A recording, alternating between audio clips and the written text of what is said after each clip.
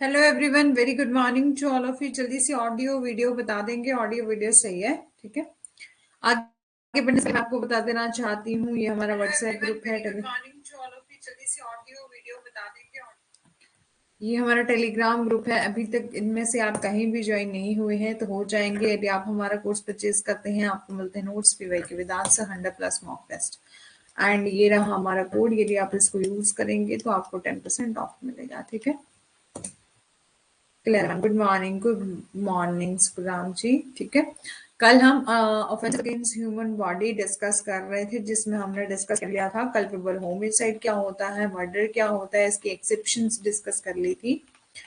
ठीक है। Dowry death के प्रोविजन भी हमने डिस्कस कर लिए थे।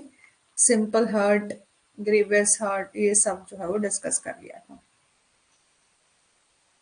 आज हम रॉन्गफुल कन्फाइनमेंट से स्टार्ट करेंगे। ठीक है। 1 मिनट वेट कर लेते हैं, तब तक बाकी सभी ज्वाइन हो जाएं जो भी ज्वाइन होना चाहते हैं।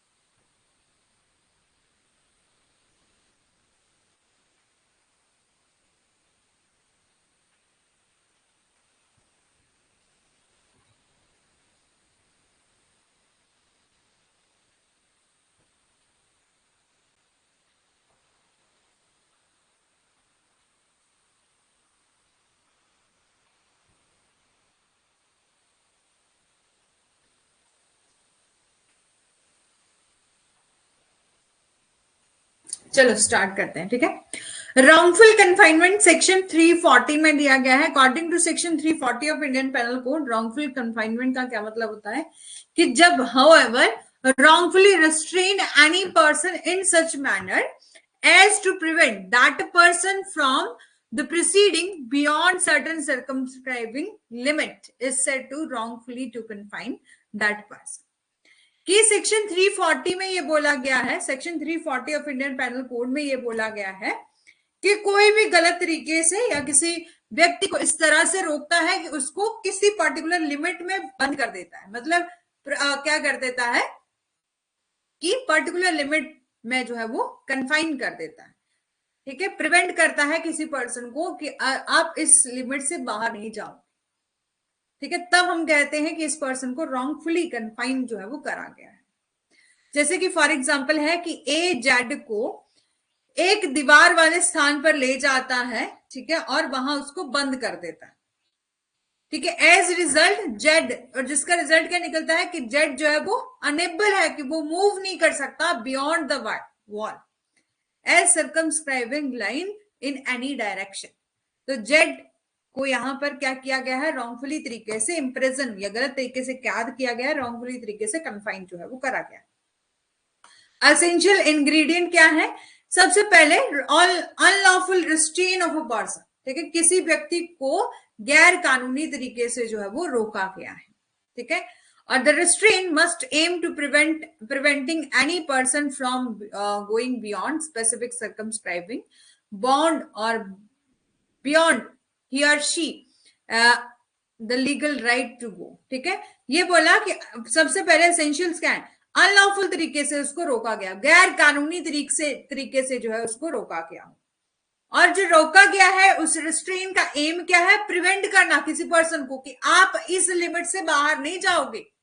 ठीक है। प्रिवेंट करना कि आप इस लिमिट से जो है वो बाहर नहीं जाओगे, जहां पर आपका जाने का राइट था, राइट लीगल राइट था कि आप जा सकते थे। There must be complete restrain, not partial restrain. ठीक है, कंप्लीट रिस्ट्रेन जो है वो होना चाहिए, पार्शियल रिस्ट्रेन नहीं होना चाहिए। सेक्शन 342 में डिस्कस करी है पनिशमेंट फॉर रॉन्गफुल कन्फाइनमेंट।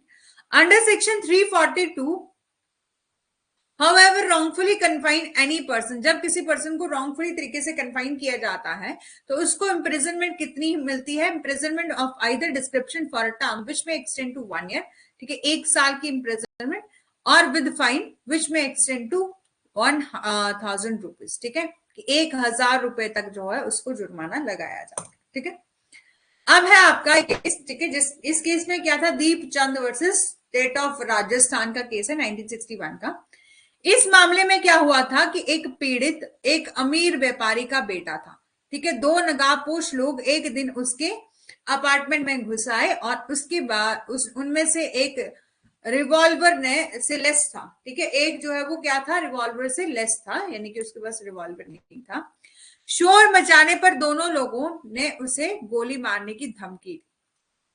ठीक है, कि आवाज नॉइज करने पर जो है वो उन 2 लोगों ने उसको शूट करने की धमकी दी।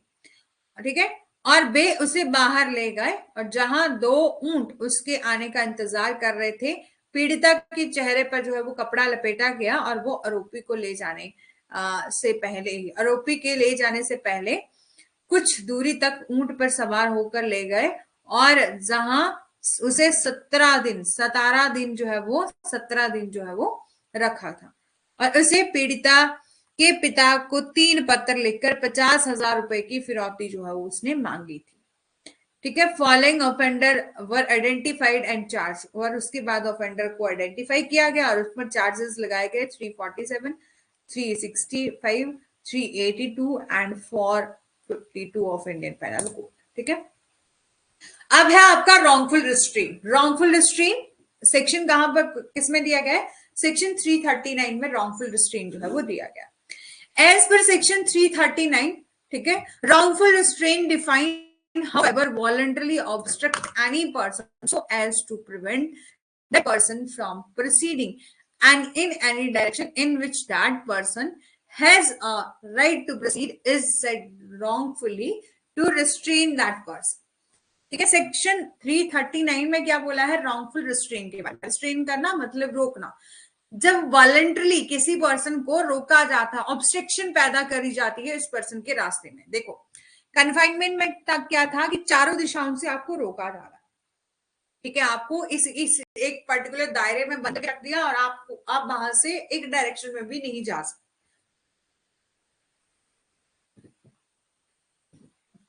लेकिन रॉन्गफुल रिस्ट्रेन के मामले में वॉलंटरी किसी को ऑब्स्ट्रक्शन पैदा करी जा रही है, रोका जा रहा है किसी पर्सन को और प्रिवेंट किया जा रहा है कि आप इस डायरेक्शन से बाहर जो है वो नहीं जाओगे, इस डायरेक्शन में नहीं जाओगे।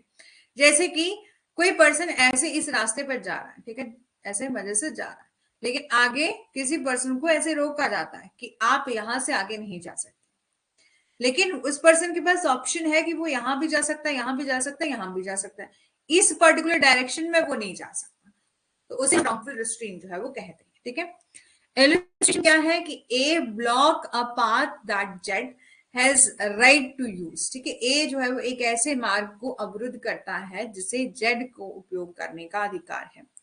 ए के अच्छे विश्वास के बावजूद ही उसे ऐसा करने का अधिकार है। नतीजन जेड के पास जेड पास करने में जो है वो असमर्थ है। जेड को ए के द्वारा अवैध रूप से रोका गया, इलीगल तरीके से रिस्ट्रेन जो किया गया। ठीक है, देखो 2 ही कंसेप्ट हैं, सिंपल से हैं। रॉन्गफुल रिस्ट्रेन में आपको चारों दिशाओं से रोका जाता है कि आप यहां नहीं जा सकते, यहां नहीं, कहीं नहीं जा सकते। लेकिन रॉन्गफुल कन्फाइनमेंट में आपको चारों दिशाओं से रोका जाता है। ठीक है, और रिस्ट्रेन में आपको किसी एक पर्टिकुलर डायरेक्शन में रोका जाता है। ठीक है, पनिशमेंट क्या दी गई है रॉन्गफुल रिस्ट्रेन की? यहाँ पर सेक्शन 341 में ये बोला, however wrongfully restrain another person shall be punished by simple imprisonment for period not exceeding 1 month or fine not exceeding 500 rupees or both। ठीक है, ये बोला कि जो कोई भी अन्य व्यक्ति को गलत तरीके से रोकता है उसे 1 महीने से अधिक की अवधि के लिए साधारण कारावास और 500 रुपए का से अधिक जुर्माना जो है वो लग सकता है, और इसके अलावा दोनों ही लग सकते हैं, ठीक है। wrongful restraint to another person shall be punished. Simple imprisonment कितनी होगी? For period not exceeding to 1 month, ठीक है। 1 मंथ से ज्यादा जो है वो उसको इम्प्रिजनमेंट नहीं होगी, 500 रुपीज से ज्यादा जो है वो फाइन नहीं होगा, ठीक है। इसके अलावा दोनों भी हो सकते हैं। असेंशियल इंग्रेडिएंट क्या है? Good morning Rekha ji. सिर्फ हमने अभी तक रॉन्गफुल रिस्ट्रेन और रॉन्गफुल कन्फाइनमेंट ही पढ़ा। कन्फाइनमेंट में क्या होता है? चारों दिशाओं से बंद किया जाता है। रिस्ट्रेन में किसी पर्टिकुलर डायरेक्शन में जाने से रोका जाता है, ठीक है। और एमसीक्यू की क्लास में भी आइएगा, ठीक है। फिर है आपका essential ingredient. Essential ingredient wrongful restrain is defined under section 39। Following are the basic element of wrongful restrain. सबसे पहले पर्सन इज वॉलंटरी ऑब्स्ट्रक्शन, की एक व्यक्ति जो है वो स्वेच्छा से बाधा उत्पन्न करता है। और ऑब्स्ट्रक्शन कैसी होनी चाहिए? Obstruction must be such that it prevent the person from advancing in any direction in which he has a right to proceed, ठीक है। बाधा ऐसी होनी चाहिए कि व्यक्ति को किसी एक पर्टिकुलर डायरेक्शन में जाने से रोका जा रहा है, ठीक है, कि उस जहां पर उसका राइट है कि वो जाएगा, उसका राइट है कि इस रास्ते पर उसको वो जाएगा, ठीक है, लेकिन फिर उसको रोका जा रहा है। इट मीन्स कि यहाँ पर रिस्ट्रेन हो रहा है, ठीक है। एक केस है, a mother and 13-year-old child was summoned to a police station, ठीक है। एक मदर है, ठीक है, और उनका 13 साल का बच्चा है। उनको कहां पर बुलाया गया? पुलिस स्टेशन में बुलाया गया। कुछ क्वेश्चनिंग करने के लिए, पूछताछ के लिए। कौन से केस में? Raja Ram versus state of Haryana 1972 के मामले में। Provision to section 160 of the criminal procedure code में ये कहा गया है कि नो वुमेन और male under the age of 15 should be summon to the police station for questioning, ठीक है। कि ये बोला सेक्शन 160 में ये कहा गया है कि 15 साल से कम उम्र की किसी भी महिला या पुरुष, ठीक है, कि किसी भी वुमेन और मेल को अंडर 15 ईयर जो है वो पूछताछ के लिए पुलिस स्टेशन में नहीं बुलाया जाना चाहिए। इसके बजाय उन्हें वर्तमान स्थान पर पूछताछ की जानी चाहिए। और accused police officer was found guilty of violation of section 160 of criminal procedure code। और इसके अलावा इस केस में जो है वो आरोपी एक पुलिस अधिकारी को दंड प्रक्रिया संहिता सेक्शन 160 के उल्लंघन का दोषी जो है वो पाया गया। और in light of this the detention of women and 13-year-old child in the police station was deemed unjust restraint, ठीक है। और इसके आलोक में जो है वो पुलिस स्टेशन में एक महिला और एक वर्षीय बच्चे को हिरासत में लेना अन्यायपूर्ण संयम माना गया। और आरोपी को सेक्शन 342 के तहत जो है वो दोषी पाया गया, क्योंकि लेकिन भारतीय दंड संहिता की सेक्शन 142 के तहत नहीं, ठीक है। 41 के तहत वो रॉन्गफुल रिस्ट्रेन के लिए, कि आपको रिस्ट्रेन करके रोका गया था, ठीक है, कि यानी कि आपको गलत तरीके से रोका गया था, इसलिए सेक्शन 341 के तहत उसको गिल्टी पाया गया, ठीक है। अब है आपका क्रिमिनल फोर्स। क्रिमिनल फोर्स का क्या मतलब होता है? आपराधिक बल। सेक्शन 350 में दिया गया है। अरे बाबा क्या हो रहा है?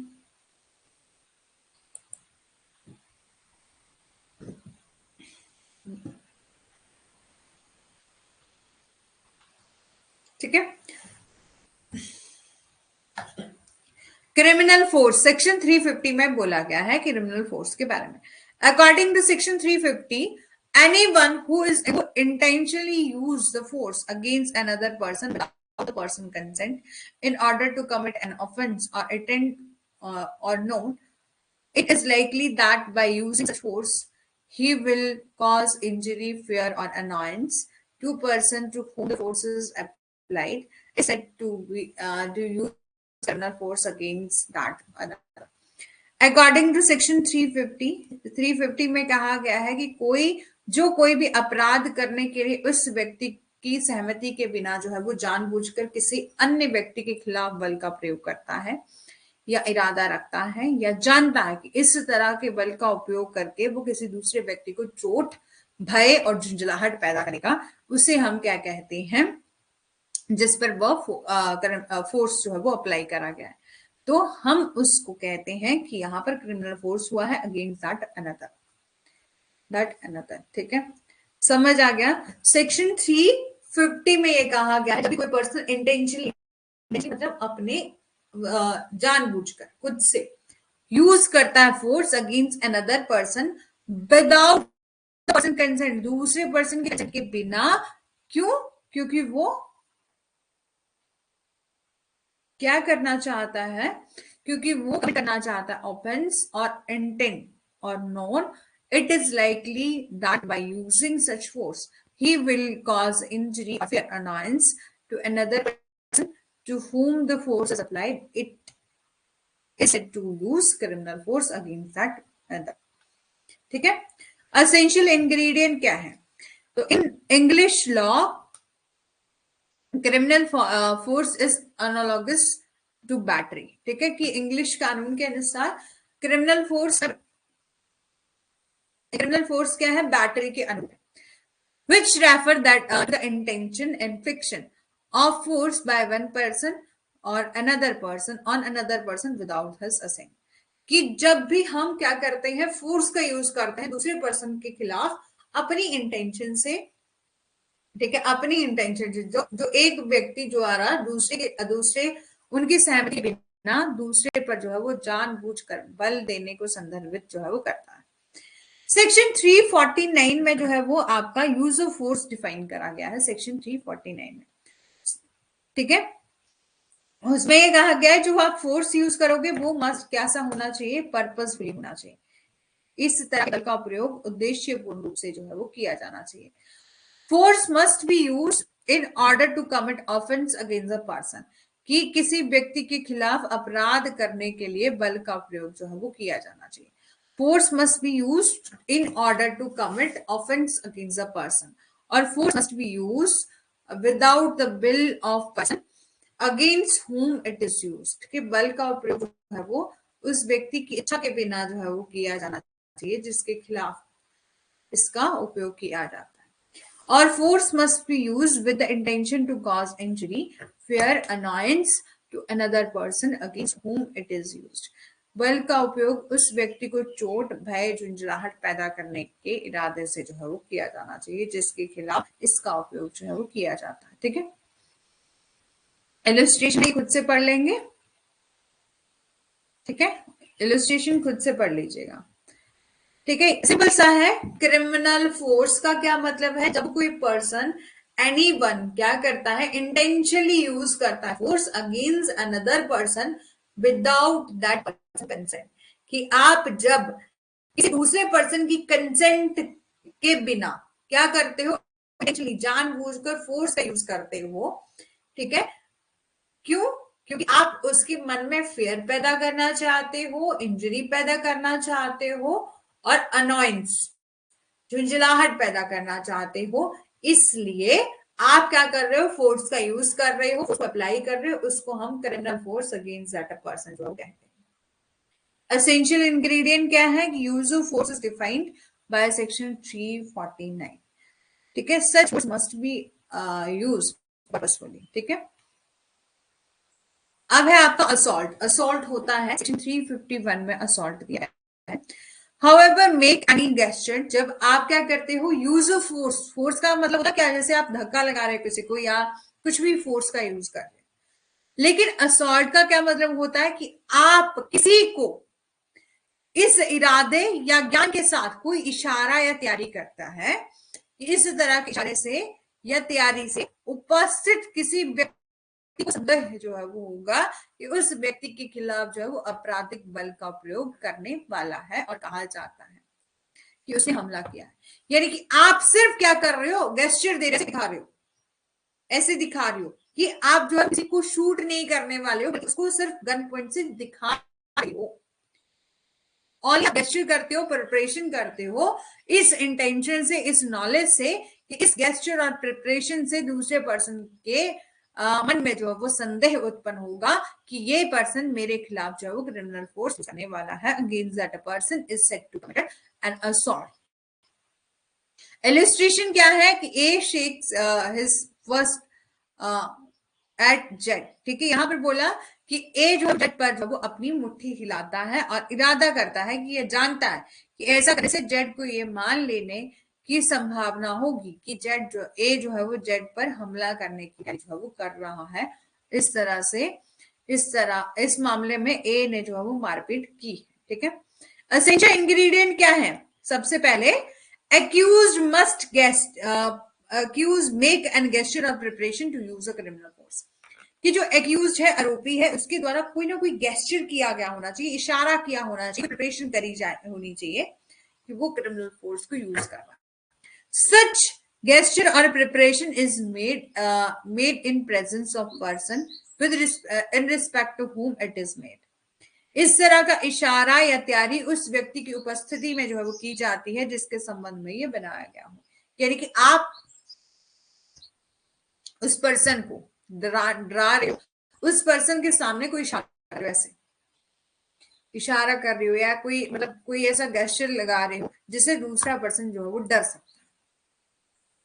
कोई फोर्स नहीं कर रहे हो, सिर्फ इशारा कर रहे हो।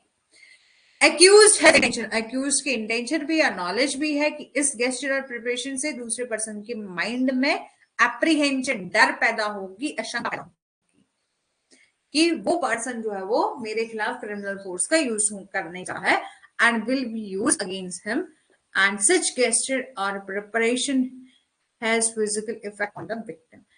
इस तरह के इशारे या तैयारी का जो है वो पीड़ित या पर जो है वो शारीरिक प्रभाव पड़ता है। Such gesture or preparation has a physical effect on the victim, ठीक है। डिफरेंस क्या है? क्रिमिनल फोर्स, असॉल्ट और hurt. In IPC, the term assault, criminal force or injury have different meaning or definition, and assault is nothing more than threat or violence that demonstrate a willingness to use unlawful force and the potential to do so. IPC में हमला, ठीक है, यानी assault, criminal force या और injury में जो है वो डिफरेंट मीनिंग है और डिफरेंट डेफिनेशन है। असॉल्ट क्या है? नथिंग, कि असॉल्ट में आप क्या करते हो? थ्रेट, यानी किसी को डरा रहे हो, आप फोर्स का यूज नहीं कर रहे हो, सिर्फ डरा रहे हो, थ्रेट और वायलेंस कर रहे हो, that demonstrate a willingness to use unlawful force and potential to do. And when the force is use, जब भी फोर्स का यूज किया जाता है तो उसको हम क्रिमिनल फोर्स कहते हैं। नाउ क्रिमिनल फोर्स डिफाइन किया गया है एन एक्ट, कोई भी एक्ट जिसमें क्रिएट किया जाता है मोशन, चेंज ऑफ मोशन और stoppage of motion without the agreement of a person in order to commit an offence, और ठीक है, ऑफेंस और with intention to cause a knowledge that it will cause injury or fear or irritation, ठीक है, समझ आ गया। देखो simple सा है, क्रिमिनल फोर्स में आप जो है वो फोर्स का यूज करते हो, असॉल्ट में आप सिर्फ कोई पॉस्चर कर रहे हो, कोई गेस्चर कर रहे हो, कोई प्रिपरेशन कर रहे हो जिससे दूसरे पर्सन के माइंड में एप्रीहेंशन हो, और हार्ट में क्या करते हो? आप इंजरी कर देते हो, ठीक है, इंजरी मतलब चोट पहुंचा किसी को, ठीक है। फॉर इंस्टेंस, उदाहरण के लिए आप पढ़ लेंगे, खुद से कर लेंगे ना, क्योंकि आपको समझ तो आ ही क्या होगा, यदि नहीं आया है तो बता दीजिए, यहां तक बता दीजिए, ठीक है। इलस्ट्रेशन को आप खुद से पढ़ लेना,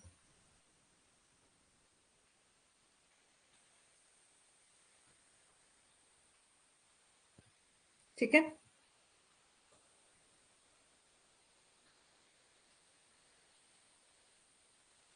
चलो, अब है आपका harassment the act of any criminal force, ठीक है। बोला है कि जब भी किसी महिला की जो मोडेस्टी होती है उसको इंसल्ट करने की कोशिश की जाती है, इस इंसल्ट करने के उद्देश्य से उस पर किए गए किसी भी आपराधिक बल का कार्य जो है वो भारतीय दंड संहिता सेक्शन 354 के तहत जो है वो आता है।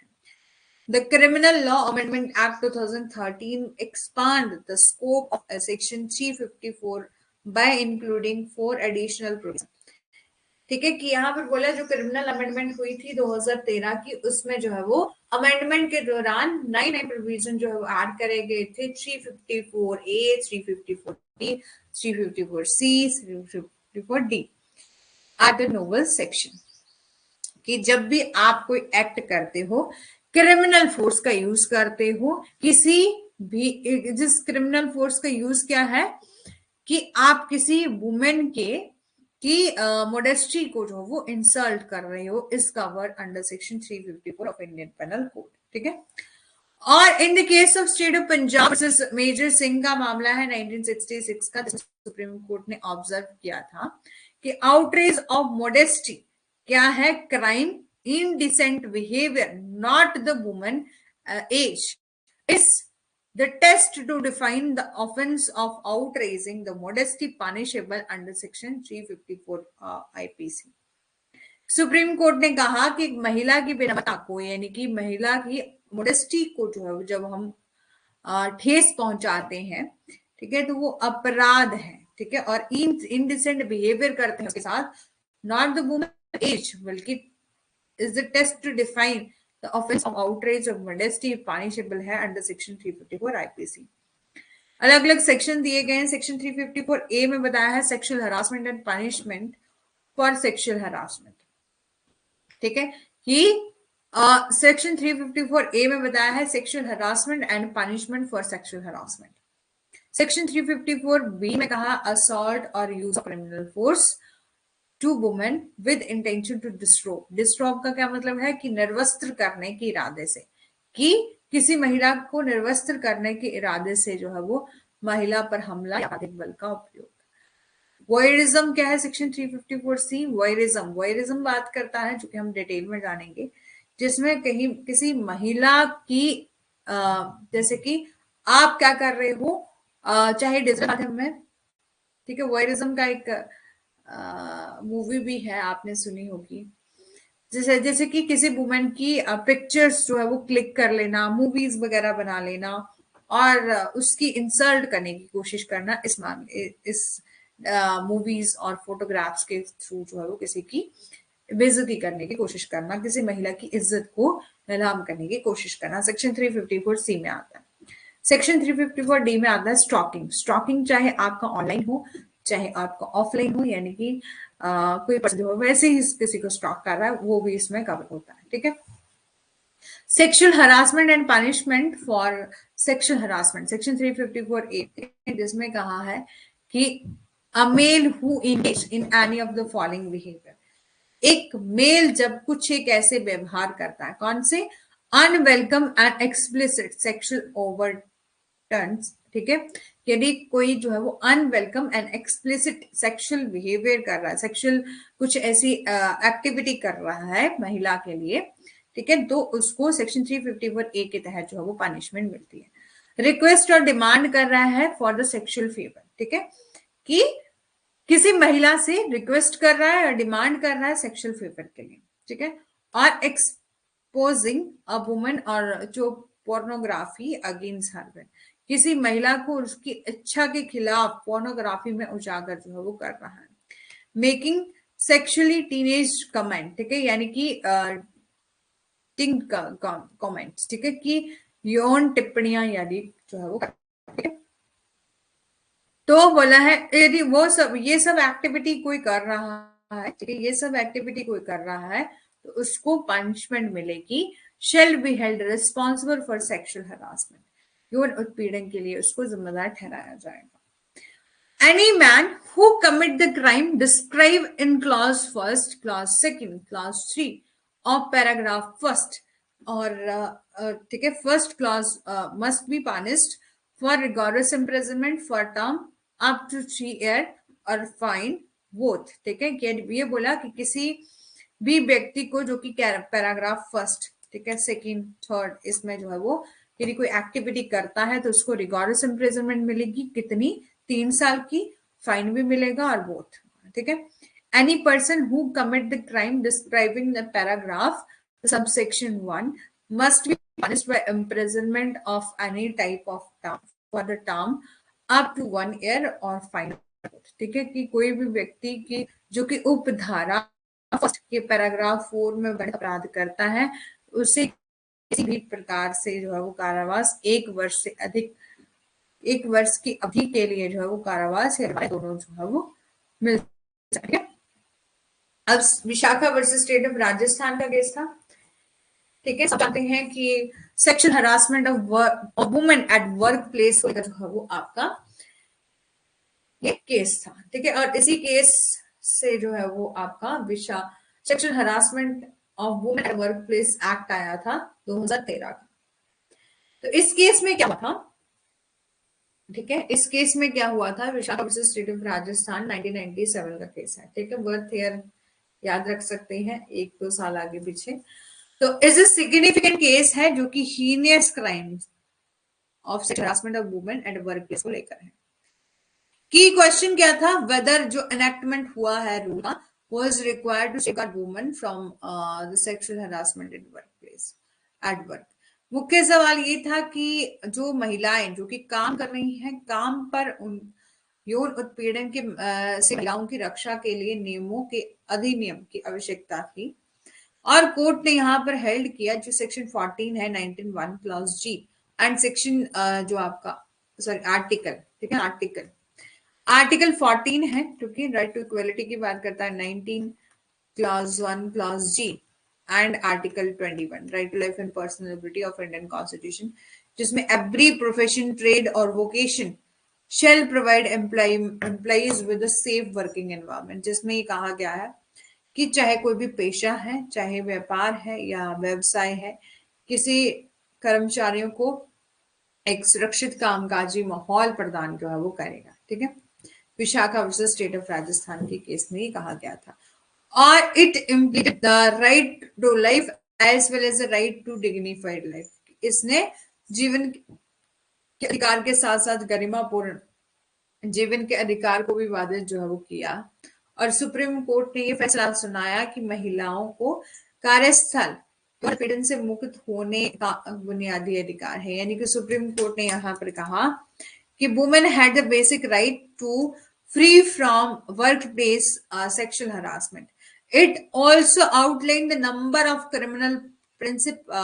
critical principle for employees to follow in order to avoid workplace sexual harassment of women। इसने महिलाओं के कार्यस्थल यौन उत्पीड़न से बचने के लिए जो है वो कर्मचारियों के लिए कई महत्वपूर्ण सिद्धांतों को भी जो है वो रेखांकित किया।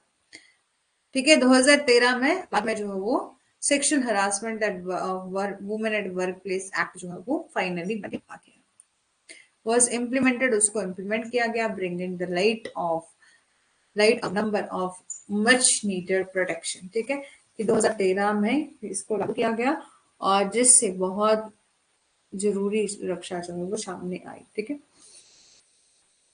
देखो सिंपल सा केस था Vishakha versus state of Rajasthan. पहले क्या था कि वुमेन जो कि काम करती थी उनके साथ वर्क प्लेस पर जो है वो ऐसी कुछ एक्टिविटी, उनको जो सेक्सुअली तरीके से हरास किया जाता, सेक्सुअल फेवर मांगे जाते थे और ये कहा जाता था कि यदि आप इस तरह की एक्टिविटी हमारे साथ करोगे तो आपकी प्रमोशन कर दी जाएगी, कर दिया जाएगा, वो कर दिया जाएगा। ठीक है, और उनके साथ जो है वो सेक्सुअल हरासमेंट होता था वुमेन्स के साथ एट वर्क प्लेस पर। ठीक है, तो बहुत ज्यादा जरूरी था कि हम क्या लेके आए, एक ऐसा लॉ लेके आए जो कि वुमेन की प्रोटेक्शन जो है वो करे एट वर्क प्लेस पर। और इस केस के आने के बाद 1997 का केस था, उसके बाद सुप्रीम कोर्ट तक ये केस पहुंचा था। फिर सुप्रीम कोर्ट ने यहाँ पर विशाखा गाइडलाइन दी थी और जब तक कि नया एक्ट बनकर तैयार नहीं हो गया तब तक वो गाइडलाइन जो है वो फॉलो करते थे सब। जो कोई भी कंपनी है, कोई भी इंस्टीट्यूट है जहां पर वुमेन्स काम करती हैं, उनको विशाखा गाइडलाइंस जो है वो फॉलो करनी पड़ती थी। और उसके बाद फाइनली 2013 में जो है वो ये एक्ट आया। इस एक्ट के आने के बाद और जो विशाखा केस था उस विशाखा गाइडलाइन, ठीक है, उसमें गाइडलाइन दी थी सुप्रीम कोर्ट ने। तो उसके आने के बाद हर एक इंस्टीट्यूट, हर एक कंपनी क्या करती है, अपने जो कि आपका सेक्सुअल हरासमेंट कमेटीज बनाती है। ठीक है, अलग अलग कमेटी बनाती है ताकि वुमेन्स के साथ जो है किसी भी तरह की ऐसी दिक्कतों का सामना उनकी ना करना पड़े, क्योंकि जैसे जैसे डेवलपमेंट हो रही है, ना कि केवल ओनली जेंट्स बल्कि महिलाओं को भी, ठीक है, मेल फीमेल दोनों को ही जॉब की रिक्वायरमेंट होती है। जब अच्छी एजुकेशन जब हम ले लेते हैं तो बेसिक हमारा एम क्या है, चाहे आप जो मर्जी डिग्री लो, जो मर्जी करो, लेकिन एम क्या है बेसिक, कि हमें कमाना है, हमें कुछ अर्निंग जो है वो करनी है, ठीक है। तो कोई भी महिला जब अब वर्क प्लेस पर जाती है तो उसके साथ ऐसी कुछ एक्टिविटी जो है वो ना हो, इसलिए जो है वो ये आपका एक्ट जो आया था, ठीक है। यहां तक बताइए, समझ आ गया?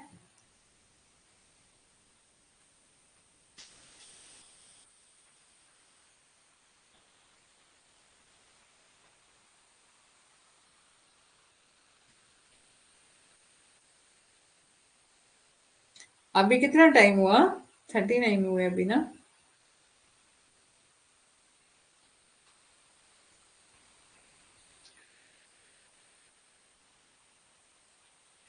चलो, assault or use of criminal force to women with intention to disrobe, section 354 B में दिया गया कि आप असॉल्ट कर रहे हैं, यूज ऑफ क्रिमिनल फोर्स कर रहे हैं वुमेन के खिलाफ, ठीक है, वुमेन के साथ। क्यों? क्योंकि आप डिसरोब करना चाहते हैं, आपकी इंटेंशन क्या है, निर्वस्त्र, कि महिला को निर्वस्त्र करना चाहते हैं। ये प्रोविजन जो है वो क्लियरली स्पेसिफाई करते हैं कि एक मेल जो कि यूज ऑफ फोर्स करता है, क्यों? क्योंकि वो किसी वुमेन को अनड्रेस करना चाहता है, अनड्रेस मतलब बिना उसको कपड़े के करना, ठीक है, निर्वस्त्र करना चाहता है। A woman is woman will to punished for a prescribed period of a time, ठीक है, कि ये कहा कि उसे निर्धारित अवधि के लिए जो है वो दंडित किया जाएगा। A violation of this section is similarly as cognizable offenses, although it is not punishable by imprisonment. इस धारा का उल्लंघन इसी तरह के संज्ञेय अपराध है, हालांकि यह कारावास में से जो है वो दंडनीय नहीं है। A violation of this section is similarly to cognizable offense, although it is not punishable by imprisonment. Voyeurism, voyeurism, Drishyam movie देखी है, उसमें सब कुछ वॉयरिज्म बताया, दृश्यम 2। अब मैंने पता नहीं कौन सी देखी है, एक लड़की वाली, एक कौन था वो, अजय देवगन था, उनकी वाइफ थी और उनकी बेटी थी। फिर किसी लड़के ने क्या किया था, उनकी जो कि पुलिस ऑफिसर थी, एक महिला, उनका बेटा था, तो उन्होंने उसकी बेटी की मूवी जो है वो बनाई थी, ठीक है, जब वो अपना कोई प्राइवेट एक्ट कर रही थी तो, ठीक है। और इस बात के बारे में जब उसको पता चला, ठीक है, तो उसके बाद उस अजय देवगन की पत्नी और बेटी ने मिलकर जो है वो उस लड़के को मार दिया था। कौन सी मूवी है वो? दृश्यम 1 है कि 2 है? तो ऐसी ही जो है वो आपकी ये सेक्शन 354C जो है वो कहता है वॉयरिज्म के बारे में। वॉयरिज्म को उस मूवी में बहुत अच्छे से एक्सप्लेन जो है वो किया गया है, ठीक है। तो any man who watches cap, ठीक है, कोई भी जो है वो व्यक्ति जब किसी महिला को, जब वो दृश्यम 2 है, हाँ दृश्यम 2 की शायद, है ना, तो कोई भी मैन जब क्या करता है, किसी महिला को देखता है, उसकी इमेज कैप्चर कर लेता है, और ठीक है, और जब कब इमेज कैप्चर कर लेता है, कब मूवी बना लेता है, जब कोई महिला जो है वो प्राइवेट एक्ट में एंगेज हो, in circumstances where she would normally expect not to observe either by the perpetrator or by another person at the परपरेटर भी हंस, ठीक है। यहाँ पर बोला कि कोई भी महिला जब वो अपने प्राइवेट एक्ट में एंगेज हो, उस टाइम जो है वो कोई पर्सन क्या करे, उसकी मूवी उसकी इमेज कैप्चर कर ले, ठीक है।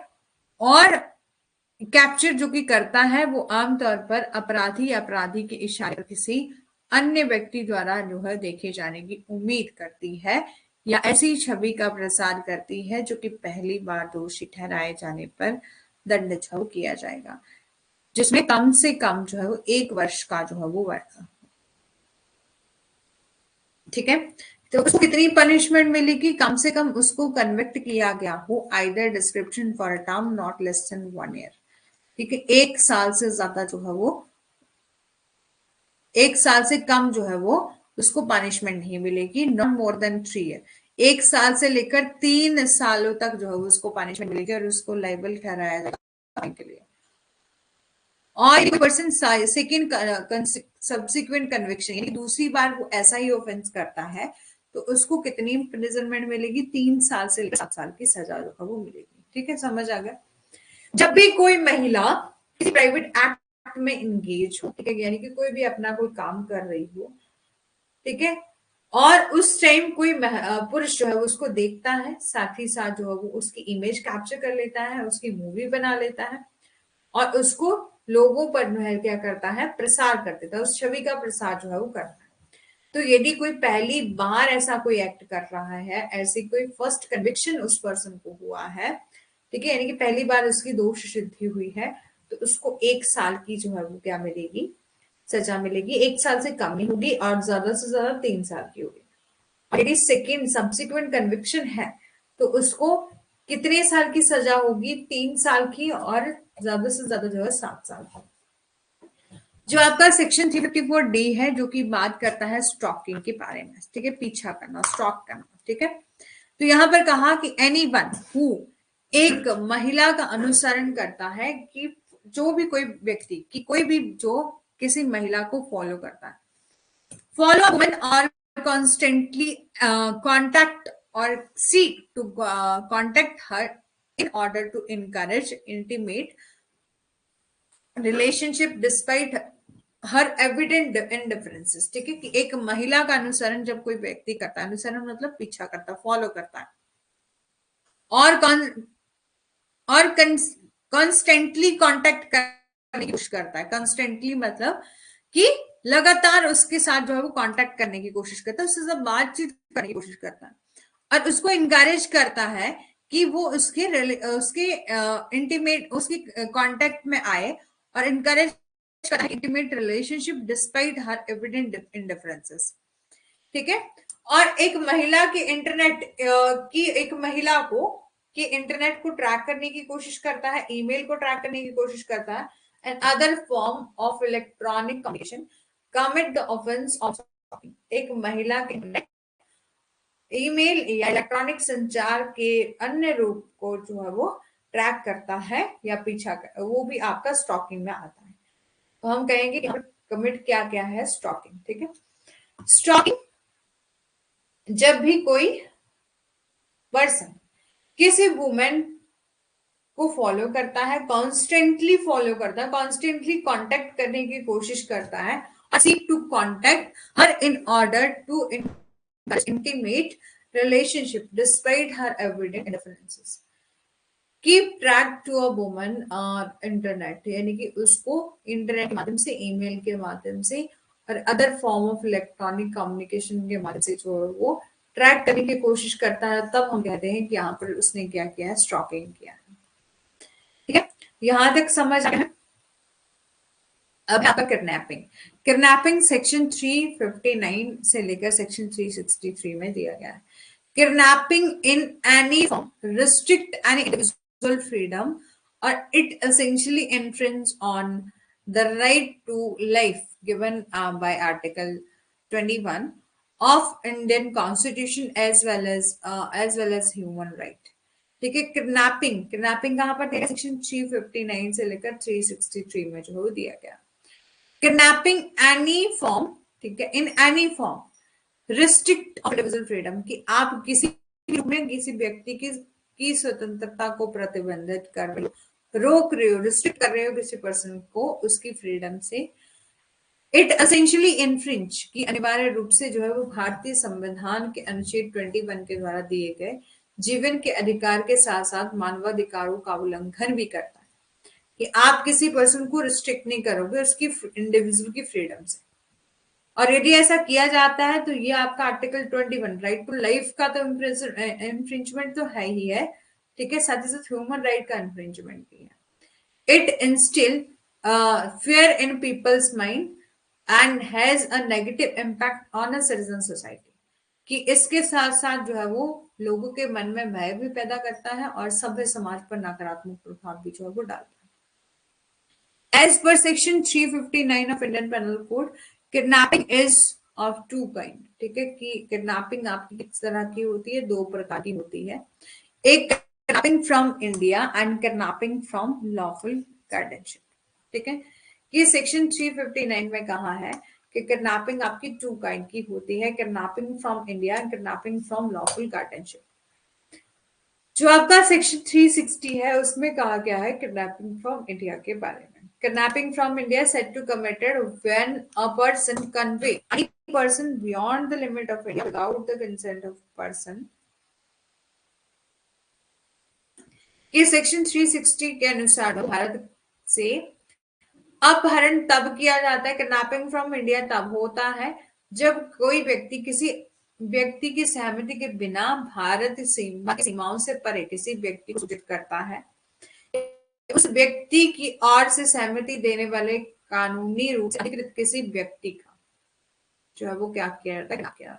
Kidnapping from India is said to be committed when one person, जब one person convey any person beyond the limit of India without the consent of that person और some person legally authorised to consent on the behalf of person, ठीक है। इस तब हम कहते हैं kidnapping from India हुआ है, ठीक है। फिर है आपका as per section 361 kidnapping from lawful guardianship is said to, kidnapping from lawful guardianship is said to committed when one person take और entice any minor under the 16 age year of age और if male under the 18, ठीक है। देखो कि यदि कोई mail है तो उसकी एज कितनी बताई गई है, 16 ईयर, और फीमेल है तो 18 ईयर, ठीक है।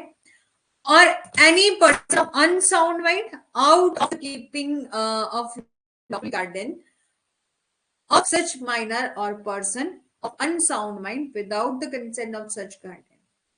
आज सेक्शन 361 के अनुसार वैध अभिभावक से अपहरण तब किया जाता है जब कोई व्यक्ति या कोई पुरुष यानी कि कोई 16 वर्ष से कम आयु का है, नाबालिग, और यदि कोई महिला लेडी है यानी कि क्या बोल सकते हैं, फीमेल बोल सकते हैं, ठीक है, फीमेल या लड़की कोई 18 वर्ष से कम है, या कोई अस्वस्थ दिमाग का है, और या कोई ऐसा व्यक्ति है जो कि नाबालिग या अस्वस्थ दिमाग वाले व्यक्ति के वैध अभिभावक के अनुसार जो है उसके लेता है या लुभाता है ऐसे व्यक्ति, तब हम कहते हैं कि यहाँ पर क्या हुई है, किडनैपिंग फ्रॉम लॉफुल गार्डियनशिप हुई है without the consent of such guardian, ठीक है। समझ आया दोनों सेक्शंस में डिफरेंस, ठीक है। इंग्रेडिएंट है सबसे पहले, टेकिंग और enticing away a minor any person of unsound mind, ठीक है, कि एक नाबालिग या अस्वस्थ व्यक्ति के दिमाग के व्यक्ति को जो है वो दूर ले जाना और लुभाना। Such minor must under the age of 16, ठीक है, इफ यदि वो मेल है, और अंडर 18 ईयर यदि वो फीमेल है।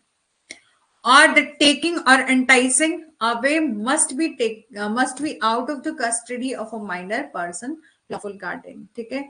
ये बोला है कि ले जाना या लुभाना नाबालिग या व्यक्ति के वैध अभिभावक को हिरासत से बाहर जो है वो होना चाहिए, और इस तरह के ले जाना या मोह करना अभिभावक की सहमति के बिना जो है वो होना चाहिए। सच टेकिंग और enticing away must be without the consent of a guardian, ठीक है। और है आपका S Varadarajan versus state of Madras 1964 का मामला है। A girl approaching majority willingly left her father house, ठीक है। यहाँ पर हुआ क्या, यहाँ पर समझ आ गया एसेंशियल इंग्रेडिएंट क्या है। सबसे पहले बोला है किया अस्वस्थ दिमाग वाले व्यक्ति को दूर ले जाया जा रहा है, दूर ले जाया जा रहा है, और इनकी एज कितनी है, 16 ईयर है यदि वो मेल है, 18 ईयर है यदि वो फीमेल है। और ले जाना या लुभाना यानी कि द टेकिंग और enticing away must be out of the custody of a minor person lawful guardian, ठीक है। और सच टेकिंग और enticing away must be without the consent of a guardian. इस तरह के ले जाना, इस तरह से ले जाना या मोह करना कि अभिभावक की सहमति के बिना जो है वो होना चाहिए। इसको पढ़ लेते हैं थोड़ा सा, 1 मिनट का ब्रेक, 1 मिनट।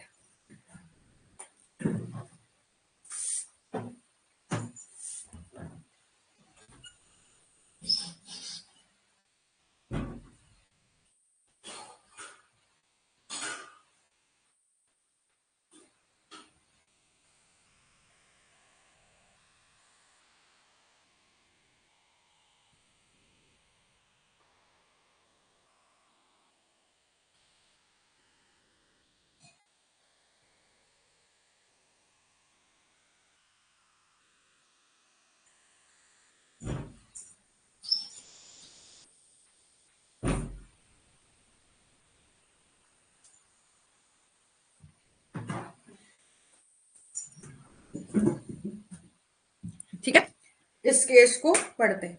ठीक है, इस केस में क्या था, सबसे पहले इस केस का नाम Varadarajan versus state of Madras 1964 का मामला है, जिसमें क्या हुआ था कि बहुमत के करीब आने वाली लड़कियां की, बहुमत मतलब मेजोरिटी, मतलब बस मेजोरिटी मतलब मेजर होने वाली थी। ठीक है, बहुमत का यहाँ पर ये मतलब नहीं, मेजर होने वाली थी। ठीक है, थोड़ा सा देखना कि मेजर होने वाली लड़कियां थी। ठीक है, वो दोनों क्या करती हैं, अपनी इच्छा से अपने पिता के घर को छोड़ के चली जाती हैं। ठीक है, और एक विशिष्ट स्थान पर आरोपी से मिलने की योजना जो है वो बनाती है, और वो सब office of registrar where the accused and girl sign the marriage agreement. ठीक है, जैसे कि घर से भाग जाते हैं ना, वैसे क्या हुआ था कि एक लड़की, ठीक है, आने वाली एक लड़की, लड़कियां नहीं, एक लड़की जो है वो अपनी इच्छा से अपने पिता के घर को छोड़ जाती है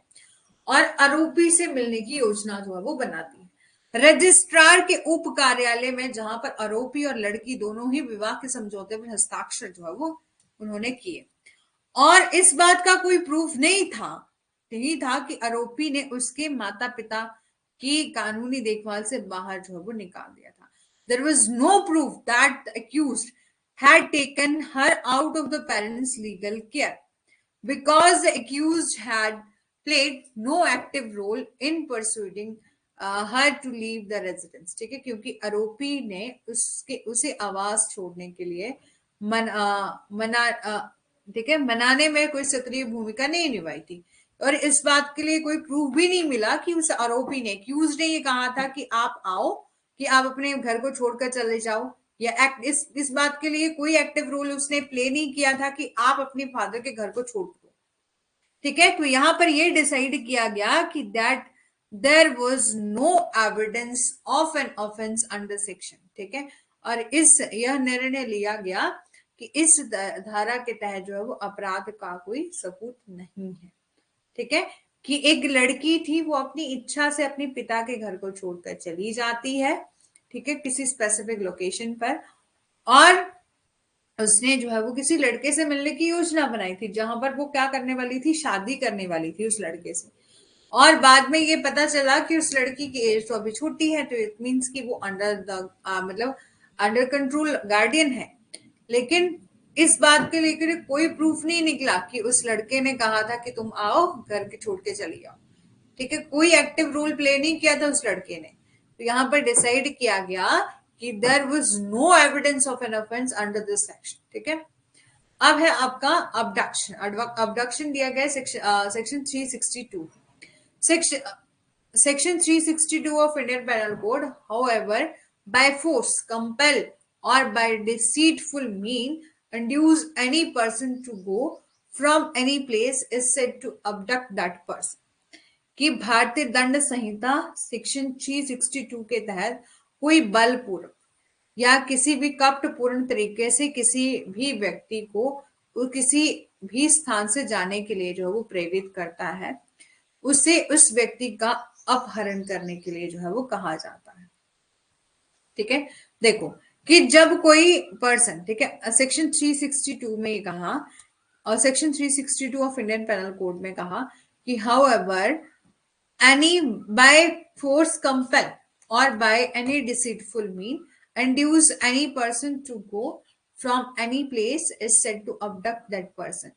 कि कोई भी व्यक्ति, जब कोई व्यक्ति बलपूर्वक या किसी भी कपटपूर्ण तरीके से किसी भी व्यक्ति को उस किसी भी स्थान से जाने के लिए जो है वो प्रेरित करता है, तो उसे व्यक्ति का अपहरण करने के लिए जो है वो कहा जाता है। ठीक है, यानी कि हाउएवर कोई पर्सन जो है वो फोर्सफुल तरीके से बाय फोर्स कंपेल करता है या डिसीटफुल मीन से इंड्यूस करता है एनी पर्सन को, ठीक है, कि एनी पर्सन को किसी पर्टिकुलर स्थान से बाहर ले जाता है, तो हम कहते हैं कि इस पर्सन ने अबडक्शन दिया है, अबडक्ट किया है किसी पर्सन को। अब एसेंशियल इंग्रेडिएंट क्या है, जब भी किसी सेक्शन को समझना हो तो इसको एसेंशियल्स के थ्रू जो है वो समझा करो। एसेंशियल इंग्रेडिएंट क्या है, सबसे पहले forceful compulsion and inducement by deceptive mean, कि जबरन, मजबूरी या भ्रमक साधनों के द्वारा प्रलोभन, कि डिसेप्टिव मीन के थ्रू जो है वो इंड्यूस किया जाता है। और दूसरा, इंटेंशन ऑफ सच कंपल्शन और inducement must be the removal of a person from any location, कि ऐसी मजबूरी या प्रलोभन का इरादा किसी व्यक्ति को किसी भी स्थान से जो है वो हटाना होना चाहिए। ठीक है, यानी कि आप किसी पर्सन को एक जगह से दूसरी जगह लेके जा रहे हो, चाहे आप इंड्यूस करके लेके जा रहे हो, किसी डिसिटफुल मीन से लेके जा रहे हो, किसी भी तरीके से लेके जा रहे हो, आप उस पर्सन को उस एनी लोकेशन से जो है वो रिमूव करते होने चाहिए। Forceful forceful compulsion or inducement by deceptive mean. The intention of such compulsion or inducement must be removal of a person from any location. ऐसी मजबूरी या प्रलोभन का इरादा किसी व्यक्ति को किसी भी स्थान से हटाना जो है वो होना चाहिए। अब है आपका फोर्स, ठीक है, the term force as defined section 362 IPC. ठीक है, ये बोला कि द टर्म फोर्स जो कि आपका डिफाइन करा गया सेक्शन 362 ऑफ आईपीसी रेफर करता है use of force, not just the threat और डिस्प्ले ऑफ अ फोर्स, की यूज ऑफ फोर्स जब की जाती है use of actual force, not just threat और डिस्प्ले ऑफ फोर्स, की वास्तविक बल के उपयोग को संदर्भित करता है कि न केवल की धमकी या बल के प्रदर्शन को। As per section, it would be kidnapping if accused threatened the prosecutor with a pistol to force the victim of accompanying him. ठीक है, ये कहा कि इस धारा के अनुसार एक अपहरण होगा यदि कोई आरोपी पीड़ित को अपने साथ जाने के लिए मजबूर करने के लिए पिस्टल के साथ जो है वो अभियोक्ता को धमकी जो है वो देता है। समझ आया? यहां पर बोला कि अबडक्शन में यूज ऑफ फोर्स किया जाएगा, सबसे पहले यूज ऑफ फोर्स किया जाएगा। यूज ऑफ फोर्स मतलब कि थोड़ा सा फोर्स का यूज किया जाएगा, कोई पर्सन उसको डराएगा कि चलो तुम मेरे साथ चलो, अपहरण करके ले जाते हैं ना, किडनैपिंग, अबडक्शन। तो एज पर सेक्शन किसी पर्सन को किडनैप किया जा रहा है इफ एनी एक्यूज थ्रेटन है, डरा हुआ है, कि पीड़िता को जो आपका एक्यूज है, आरोपी है, वो डरा रहा है, किसी को पिस्टल की नोक पर डरा रहा है कि तुम चलो मेरे साथ चलो, अदरवाइज मैं तेरे को उड़ा दूंगा। ठीक है, ऐसे होता है ना कि बहुत सारे ऐसे केसेस देखने को मिलते हैं, मूवीज में आपने देखा होगा। डिसीटफुल मीन कि inducing a person to leave a location through the deception is also a crime under this provision, कि धोखे के जरिए किसी व्यक्ति को किसी स्थान को छोड़ने के लिए प्रेरित करना भी इस अपराध के तहत जो है वो इस प्रावधान के तहत अपराध है। As an alternative to use of force, deception is, ठीक है, डिप्लॉयड। यहां पर बोला कि बल के उपयोग के विकल्प के रूप में धोखे को तैनात किया जाता है। नतीजन कि as the result a person can use force to compel or alternatively deceive or another person to leave a location. In either case, it is regarded as a kidnapping. ठीक है, कि नतीजन एक व्यक्ति किसी अन्य व्यक्ति को स्थान छोड़ने के लिए मजबूर करने या वैकल्पिक रूप से धोखा देने के लिए बल का प्रयोग कर सकता है, और किसी भी मामले में इसे अपहरण के रूप में जो वो माना जाता है।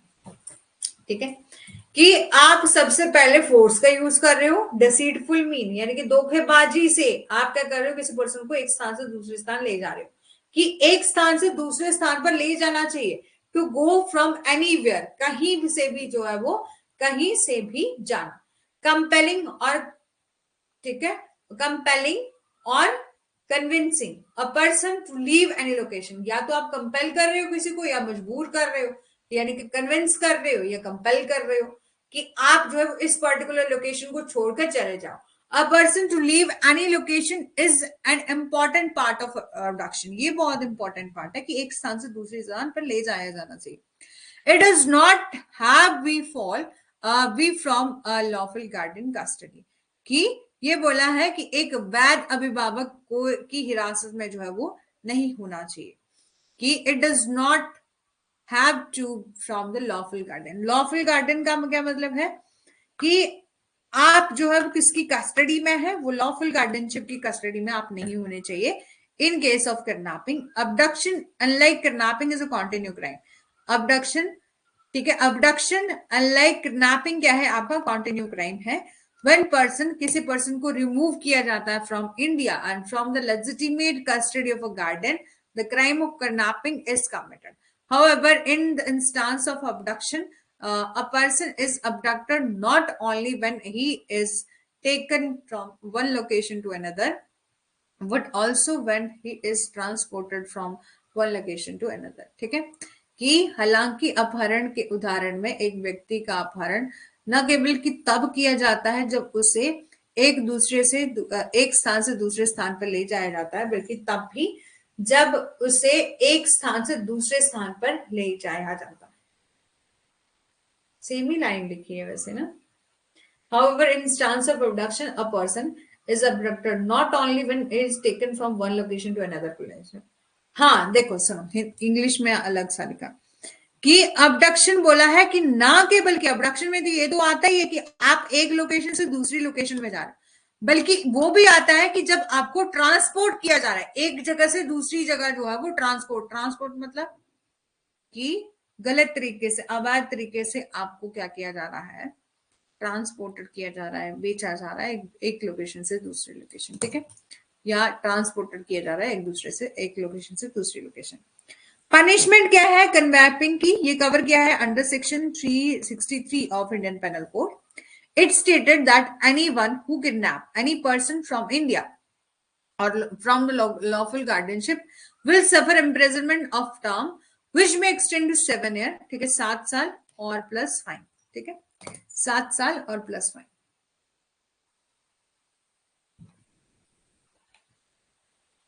ठीक है, समझ आ रहा है? सुखराम जी, रेखा जी, समझ आ रहा है? कहीं भी नहीं आएगा तो बता देना। ठीक है, कंप्लीट कर लेते हैं आज इसको। ठीक है, कल हम ऑफेंसेस अगेंस्ट प्रॉपर्टी डिस्कस करेंगे। ठीक है,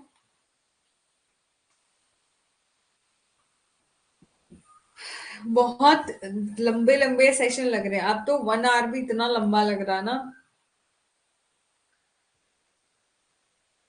पर कोई बात नहीं, जब हमारा टॉपिक कंप्लीट हो जाएगा तो हम करेंगे।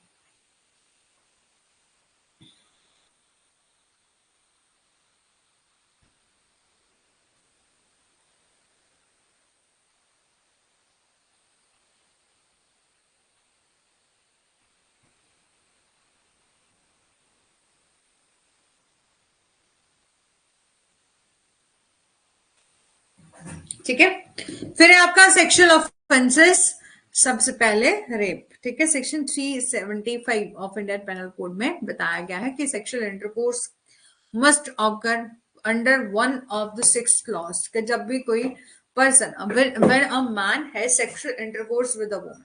ठीक है, कि बोला है कि एक पुरुष जब एक महिला के साथ जो है वो सेक्सुअल इंटरकोर्स करता है, सबसे पहले उसकी इच्छा के खिलाफ। ठीक है, against her will, without her consent, उसकी सहमति के बिना, with her consent, by putting her in fear of death और हार्म। ठीक है, उसे मौत या नुकसान के डर में डालकर उसकी सहमति से। ठीक है, ये बोला कि व्हेन हर कंसेंट, जब उसकी सहमति से।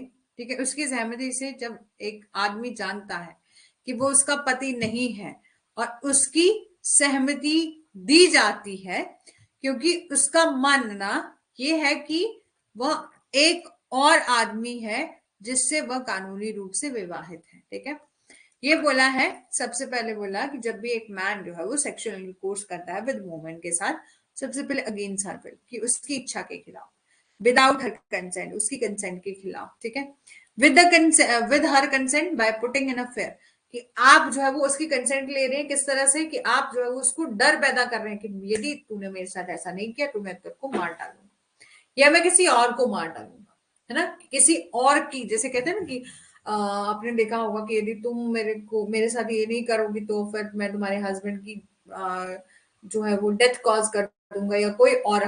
ठीक है, या विद हर कंसेंट। ठीक है, या तो उसकी सहमति से, when the man knew that he is not her husband. ठीक है, इस वो ये पर्सन, कि एक मैन जानता है कि वो उसका हस्बैंड नहीं है।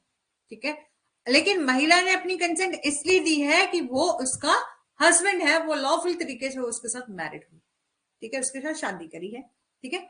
और फिर बोला कि विद हर कंसेंट, ठीक है, विद हर कंसेंट, उसकी सहमति से, if she is unable to understand the nature and consequences of that to which she consent due instantly in insanity and intoxication or administration by him or personally or by another any ठीक है, कि any substance at time of the consent, ठीक है। देखो कि उसकी सहमति से यदि वह उस व्यक्ति की प्रकृति या परिणामों को समझने में असमर्थ है और जिसके लिए वो पागलपन या नशा या किसी अन्य कोई और गलत काम उसने किया है, जिसके कारण जो है वो अपनी कंसेंट देने के लिए कैपेबल नहीं है, यानी कि वो कंसेंट दे रहा है या दे रही है, सॉरी दे रही है, लेकिन वो अपनी कंसेंट तब दे रही है जब वो ऑलरेडी क्या है,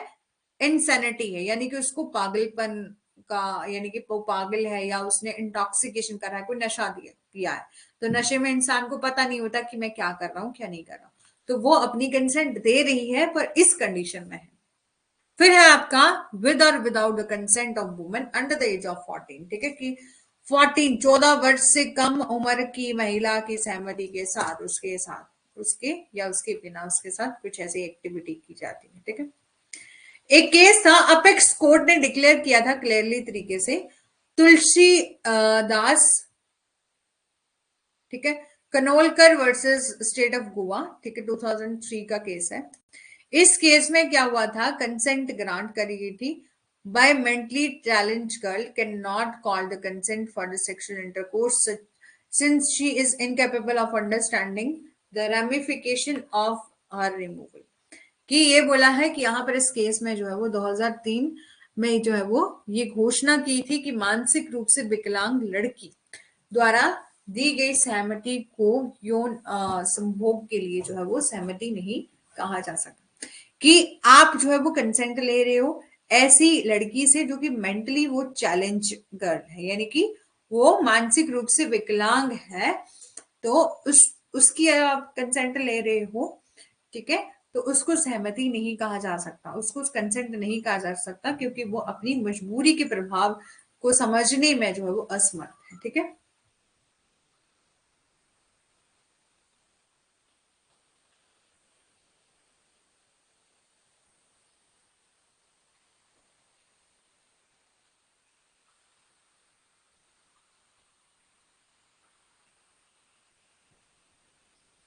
ठीक है,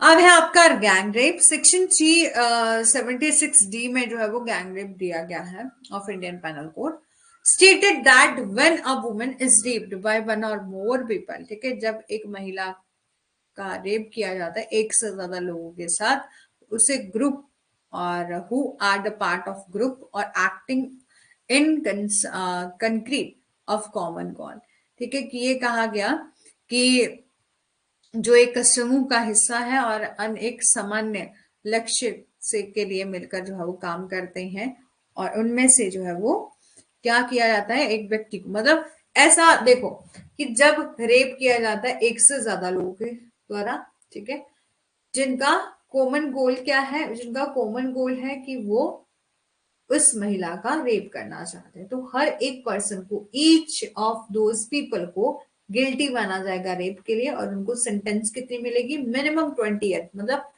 कम से कम 20 साल तक तो सजा मिलेगी, मैक्सिमम लाइफ इम्प्रिजनमेंट हो सकती है, in which they will be imprison for the rest of lives, यानी कि इसके बावजूद वो अपनी जीवन की जिंदगी की सारी मतलब जितनी भी जिंदगी उनकी बची है वो जेल में भी गुजार सकते हैं, यानी कि उनको इतनी उम्र कैद भी जो है वो मिल सकती है, ठीक है, और विद फाइन भी मिल सकता है। Supreme Court in Pradeep Kumar versus union administrator Chandigarh 2006 का मामला है, जिसमें emphasize that prosecution must be prove that, ठीक है, यहाँ पर ये बोला गया था, सुप्रीम कोर्ट ने इस बात पर जोर दिया था कि अभियोजन पक्ष को ये साबित करना होगा, सबसे पहले there was a group of person who decide to act और concrete with the common intention to commit rape on a victim, ठीक है, कि व्यक्तियों का एक समूह था जिन्होंने पीड़िता पर जो है वो बलात्कार करने के लिए सामान्य इरादे से मिलकर जो है वो कार्य करने का फैसला किया था। मोर देन वन पर्सन थे फ्रॉम द ग्रुप एक्टिंग और एक्टेड और participated in concrete in the commission of rape और with the pre arrange plan, कि समूह के लिए जो है वो एक से अधिक व्यक्तियों ने पूर्व व्यवस्थित योजना के साथ जो है वो रेप के कमीशन के में एक संगीत कार्यक्रम का आयोजन जो है वो किया था, और उसमें प्री अरेंज उन्होंने प्लान किया था कि हम ऐसी कुछ एक्टिविटी जो है वो करेंगे, ठीक है। Or the act of rape has been committed by one or more person member of a group, not necessarily everyone in furtherance of a common in furtherance of group common objective, कि rape का कार्य जो है वो समूह या एक से अधिक सदस्य जरूरी नहीं है कि हर कोई उस समूह में सामान्य उद्देश्य के लिए आगे बढ़ने के लिए किया गया हो। Rape is believe to be to have committed by all member of group, माना जा रहा है कि जो रेप है वो समूह के सभी सदस्यों ने किया है, और एक एग्जिस्टेंस ऑफ कॉमन इंटेंशन, और इस केस में हमें कॉमन इंटेंशन भी दिख रही है, ठीक है, एसेंस ऑफ कैपेबिलिटी, ठीक है, और the mayor presence of person at the time of another rape is inadequate to establish that he had a prior concrete or meeting of a mind with another and thus to convict from ठीक है him to gang rape, ठीक है। ये कहा कि उसके पास दूसरों के साथ पूर्व संगीत कार्यक्रम या मन की बैठक यानी कि state of meeting of mind इस प्रकार उस उन सभी पर्सन को जो है ग्रुप या गैंग रेप के लिए दोषी जो है वो ठहराया गया था। अननेचुरल ऑफेंसेस, आपको पता है कि ये आपका 6 काइंड ऑफ ऑफेंसेस है जो कि आप human body as an unnatural offences की छठे प्रकार का एक अपराध है जो कि एक अप्राकृतिक अपराध है। सेक्शन 377 में जो है वो आपका अननेचुरल ऑफेंसेस जो है वो परिभाषित करे गए हैं। हाउसएवर वॉलंटरली हैज ठीक है, यदि कोई पर्सन जो है वो कोई ऐसी गलत जो कि कोई भी व्यक्ति स्वेच्छा से किसी पुरुष, महिला या जानवर के साथ प्रकृति की व्यवस्था के खिलाफ जाके जो है वो ऐसी कुछ एक्टिविटी करता है, सेक्सुअल इंटरकोर्स करता है, तो उसको जो है वो, ठीक है, पहले था ये, अब तो नहीं है, ठीक है।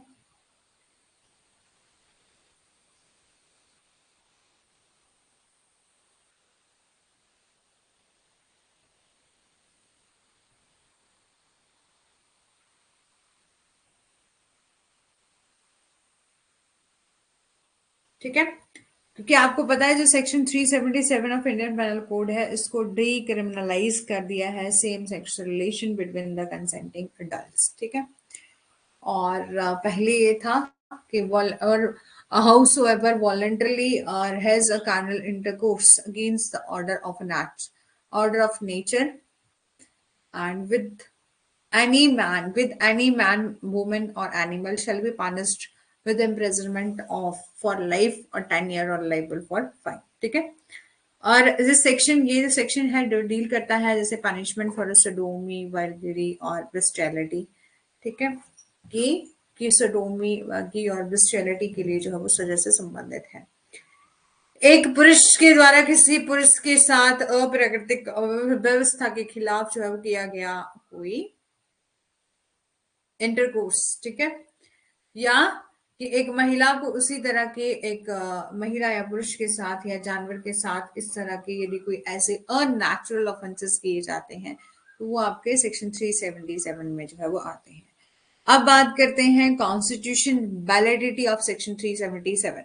तो नाज foundation versus government of NCT of Delhi 2009 का केस है जिसमें एक नॉन गवर्नमेंटल ऑर्गेनाइजेशन थी जिसने चैलेंज किया था constitution legality of section 377 of in Delhi high court, ठीक है, कि इस मामले को जो है वो एक गैर सरकारी संगठन नॉन गवर्नमेंट ऑर्गेनाइजेशन एनजीओ होते हैं ना, उन्होंने उसने सेक्शन 377 की संवैधानिक वैधता को जो है वो दिल्ली हाई कोर्ट में चुनौती दी थी। नाज ने तर्क दिया कि जो सेक्शन 377 है, जिसमें दो वयस्कों के बीच में निजी तौर पर या आपस में सहमति से कुछ भी हो रहा है, जो भी सेक्सुअल इंटरकोर्स किए जा रहे हैं between the two adult in a private, तो violation the constitution is a basic right, जो कि ये आपकी, यदि हम ये कहते हैं कि इसके लिए इसको किसी पर्सन को पनिशमेंट मिल जाएगी, तो ये कहा कि यदि ऐसी कुछ एक्टिविटी करी जा रही है, यदि वो प्राइवेट में कर रहे हैं, तो ये कहाँ से वायलेशन हुआ, ठीक है, तो ये कहाँ से गलत हुआ, ये तो वायलेशन है ना आर्टिकल 14, 15, 19 और 21 का।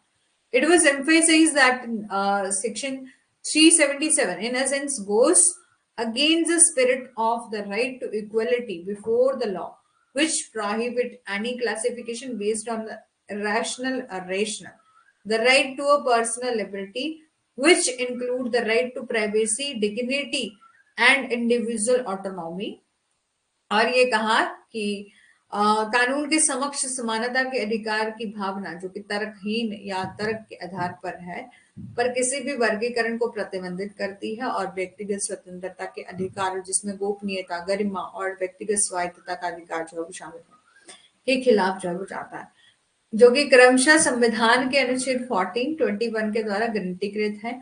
और इसमें कहा गया है कि सेक्शन 377 संविधान के जो सेक्शन 377 है वो संविधान के आर्टिकल 15 की वायलेशन है।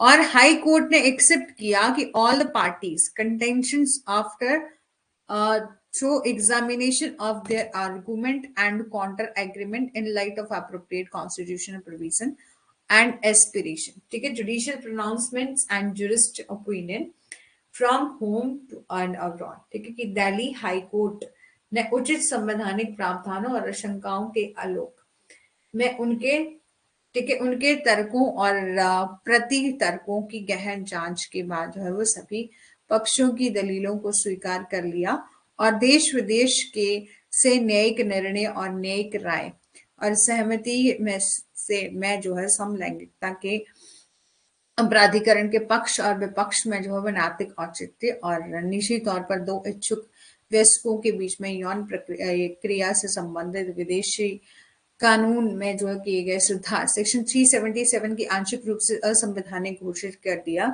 और इसमें फैसला सुनाया गया कि सेक्शन 377 उतनी ही अवैध है जितना कि वयस्कों यानी कि 18 वर्ष या उसके अधिक आयु के व्यक्तियों के लिए जो है निजी तौर पर सहमति से कोई सेक्सुअल इंटरकोर्स करना जो है वो अपराध बनाता है, क्योंकि ये आपका आर्टिकल 14, 19, 14, 15 और 21 का क्या है, वायलेशन है।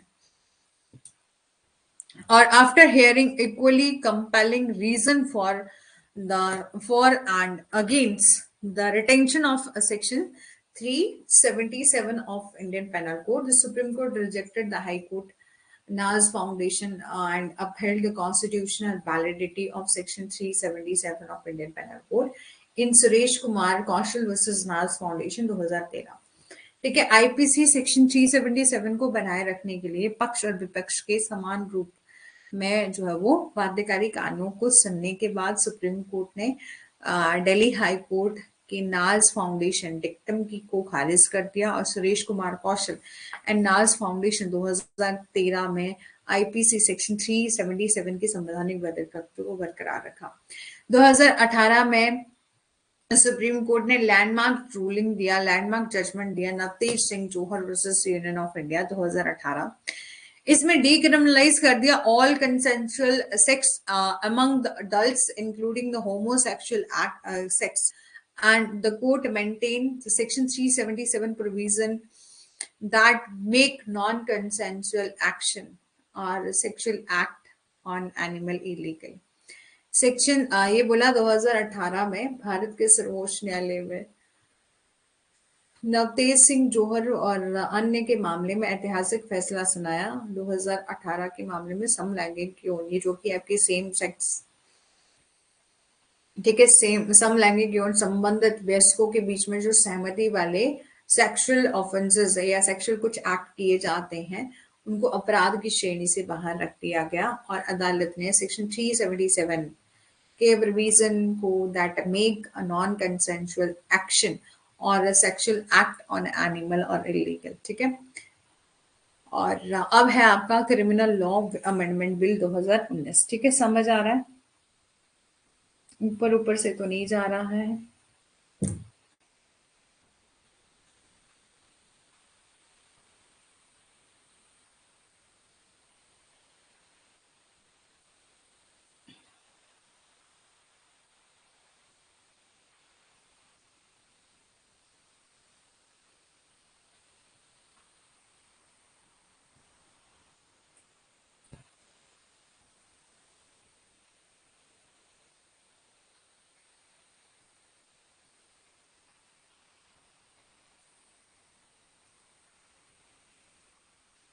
ठीक है, समझ आ गया?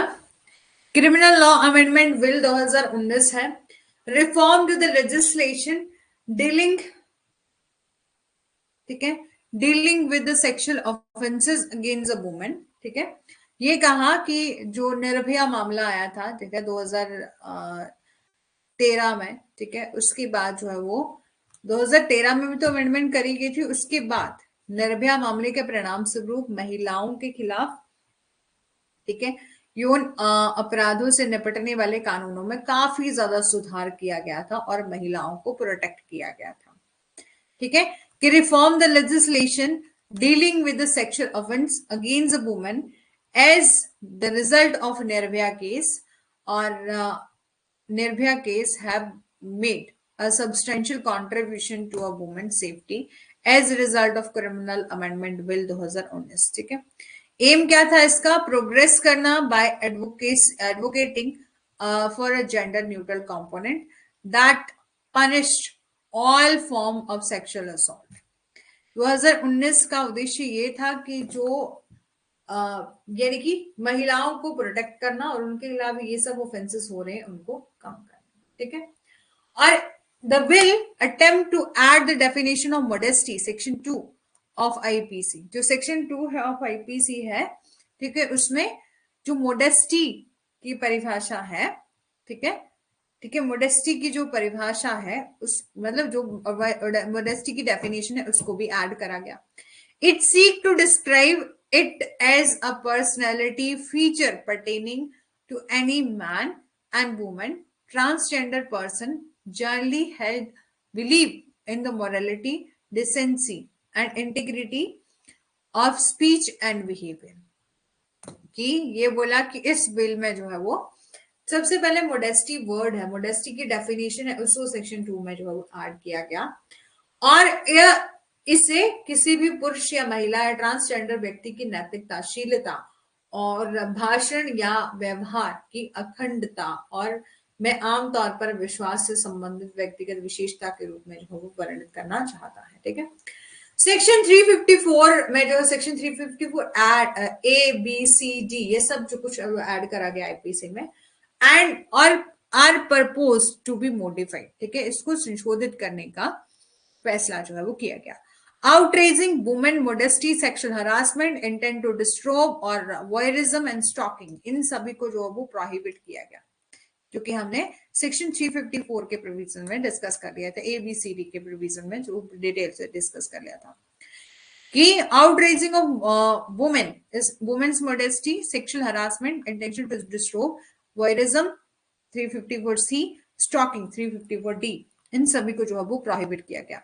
और these laws will be amended to account for the rape और एंड विक्टिम जेंडर। ठीक है, यहां पर बोला रेप करने वाले पीड़ितों के लिंग को ध्यान में रखते हुए जो है वो इस कानून में जो है संशोधन किया गया। यहां पर बोला द वर्ड गाय, ठीक है, word guy or any male who are plan to replace with any one. ठीक है, यहां पर जो ये वर्ड्स थे उनको रिप्लेस करके एनी वन करा गया। Whereas a woman is proposed to replace any person, ठीक है, और उसको रिप्लेस करके भी any शब्द यानी कि any person किसी भी व्यक्ति में बदलने का प्रस्ताव ही रखा गया था। सेक्शन 375 में जो रेप के प्रोविजन थे उसमें कौन कौन से चेंजेस करे गए? तो section 375 of Indian Penal Code has been changed. A bill proposed to replace pronoun like any person or another person with the like any person or another person making rape as a gender neutral offenses. ये कहा कि भारतीय दंड संहिता की जो section 375 में बदलाव किया गया और विधेयक में यानी कि जो बिल था उसमें किसी व्यक्ति या अन्य व्यक्ति जैसे प्रोनाउन का यूज किया गया था, उसको अन्य व्यक्ति जैसे शब्दों में बदलने का प्रस्ताव जो है वो दिया, जिसे रेप या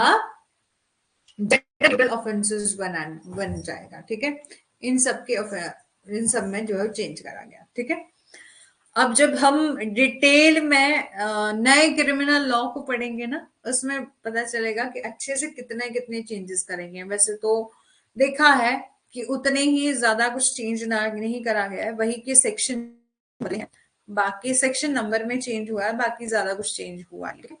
तो थोड़ा से डिटेल में तो पढ़ना ही पड़ेगा जब हम नए क्रिमिनल लॉ को अच्छे से डिस्कस करेंगे। ठीक है, इस बिल में the bill also to merge the term penis और वेजाइना। ठीक है, कि यहाँ पर जो है वो इन शब्दों में भी कुछ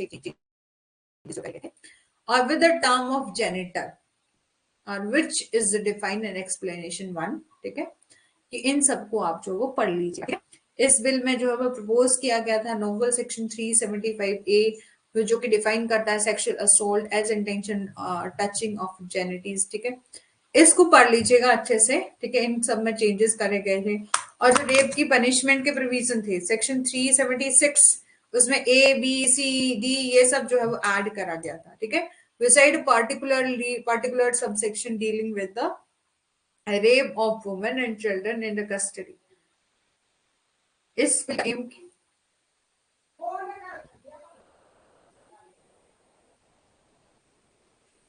बिल का एम क्या है? Gender neutralise the crime listed in section 376A, B, C, G of IPC by replacing one woman and any person.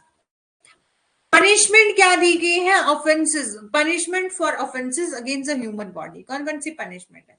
तो 5 काइंड ऑफ पनिशमेंट है। ठीक है, सबको पता है 5 काइंड ऑफ पनिशमेंट है। ठीक है, ये पनिशमेंट आपका लास्ट टॉपिक है।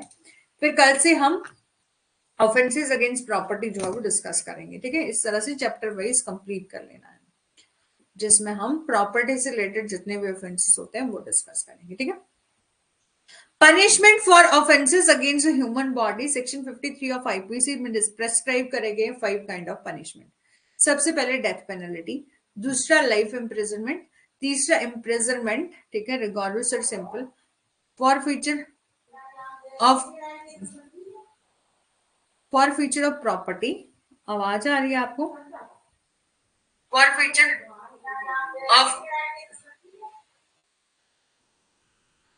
ठीक है, तो ये सब 5 टाइप ऑफ पनिशमेंट बताइए। सबसे पहले आपका डेथ पेनल्टी। डेथ पेनल्टी जी मैम आ रही, अब नहीं आएगी। ठीक है, चलो, डेथ पेनल्टी मृत्यु दंड, लाइफ इम्प्रिजनमेंट उम्र कैद, इम्प्रिजनमेंट जिसमें रिगोरस और सिंपल जो है वो बताया गया। ठीक है, फॉरफीचर ऑफ प्रॉपर्टी और फाइन। ठीक है, फाइन मतलब अच्छा नहीं, फाइन मतलब पैसे वाला फाइन, जुर्माना जिसको हम बोलते हैं। ठीक है, वो सब।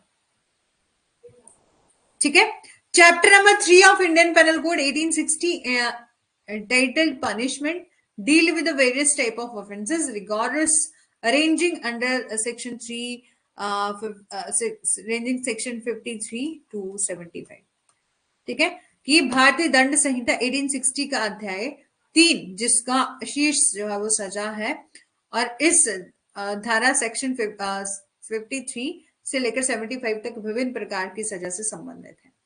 सबसे पहले आता है आपका कैपिटल पनिशमेंट। ठीक है, जब हम थ्योरी ऑफ पनिशमेंट पढ़ेंगे ना तो वहां पर भी इन चीजों को दोबारा से डिटेल में जानेंगे। ठीक है, लेकिन याद रख लीजिए। ठीक है, तो और हमारे इंडिया में capital punishment rarest of rare cases में मिलती है, आपको पता है ना।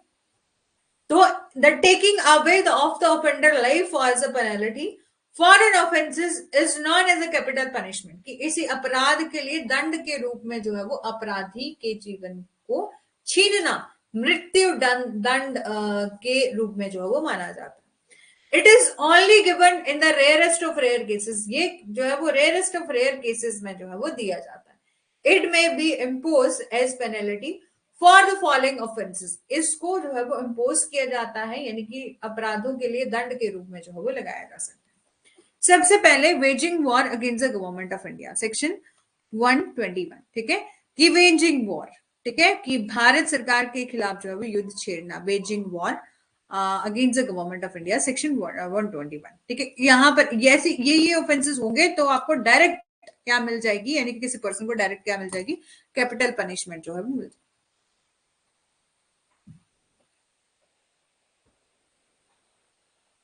और अबेटमेंट ऑफ म्यूटिनी, विद्रोह के लिए आप किसी को उकसा रहे हो, section 132, giving for a fabricating false evidence upon which an innocent person suffer death, कि आपने कोई झूठे सबूत गढ़े जिसके कारण क्या हो गया, किसी व्यक्ति को मौत की सजा होगी या निर्दोष व्यक्ति को मौत होगी, सेक्शन 494, ठीक है।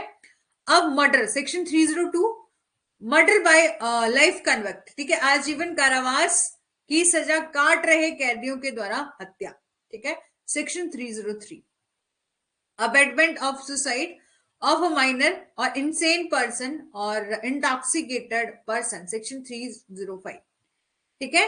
ये कहा कि नाबालिग, पागल या नशे में धुत व्यक्ति को आत्महत्या के लिए उकसाना, सेक्शन 305, ठीक है। और डकैती अकम्पनीड विद मर्डर, ठीक है, हत्या के साथ जो है वो डकैती, सेक्शन 396, ठीक है। और किडनैपिंग फॉर रैंसम, ठीक है, फिरौती के लिए जो अपहरण करना, सेक्शन 364A, ठीक है, सेक्शन 364A। अब है आपका सिंपल इम्प्रेजनमेंट। इम्प्रेजनमेंट सबसे पहले आपकी सिंपल भी होती है, रिगोरस भी होती है, ठीक है। सिंपल से समझना, सिंपल इम्प्रेजनमेंट में it is a short of punishment in which the offender is just imprisoned and not forced to work। यह एक प्रकार की सजा है जिसमें अपराधी को सिर्फ कैद जो है वो किया जाता है और काम करने के लिए जो है वो मजबूर किया जाता है। साधारण कारावास से दंडित किए जाने वाले कुछ अपराध कौन कौन से हैं, जैसे कि आपका wrongful restraint. It is a short of punishment which offender just imprison, यहां पर इस सिंपल इम्प्रिजनमेंट ओनली क्या किया जाता है, अपराधी को कैद किया जाता है, ठीक है, कैद किया जाता है, काम करने के लिए मजबूर नहीं किया जाता, ठीक है। और some offences that are punished by imprisonment, ठीक है, कौन कौन से हैं, रॉन्गफुल रिस्ट्रेन, ठीक है, गलत तरीके से किसी को रोकना, रॉन्गफुल रिस्ट्रेन करना, सेक्शन 341। और uttering any words on making any sound gesture with the intent to insult the modesty of woman, कि आप किसी महिला को उसकी मोडेस्टी का अपमान कर रहे हैं, इंसल्ट कर रहे हैं, कि इरादे से कुछ ऐसे इशारे कर रहे हैं, कुछ ऐसे वर्ड्स जो है वो, यानी कि कोई वर्ड अटरिंग कर रहा है, अटरिंग होता है आवाज निकालना, कि कोई ऐसे शब्दों की आवाज निकालना, कोई वर्ड्स जो है वो कहना, कोई साउंड, कोई गेस्चर आप कर रहे हैं इस इंटेंशन से कि आपको किसी वुमेन की मोडेस्टी को इंसल्ट करना, section 509। Misconduct in public place by drunken person, कि शराबी व्यक्ति के द्वारा सार्वजनिक स्थान पर दुर्व्यवहार, ठीक है, सेक्शन 510, ठीक है। डेफामेशन, किसी को डिफेम करना, section 500, 501, 502। Dishonest misappropriation of property, dishonest बेईमानी तरीके से संपत्ति का बेईमानी से दुरुपयोग करना, सेक्शन 403, ठीक है। उसके लिए क्या मिलेगी, सिंपल इम्प्रेजनमेंट मिलेगी। सिंपल इम्प्रेजनमेंट में क्या होता है, काम नहीं करना पड़ता, बिल्कुल सिंपल सी इम्प्रेजनमेंट जो है वो मिलती है, ठीक है। अब है आपका रिगोरस इम्प्रेजनमेंट। रिगोरस इम्प्रेजनमेंट क्या है,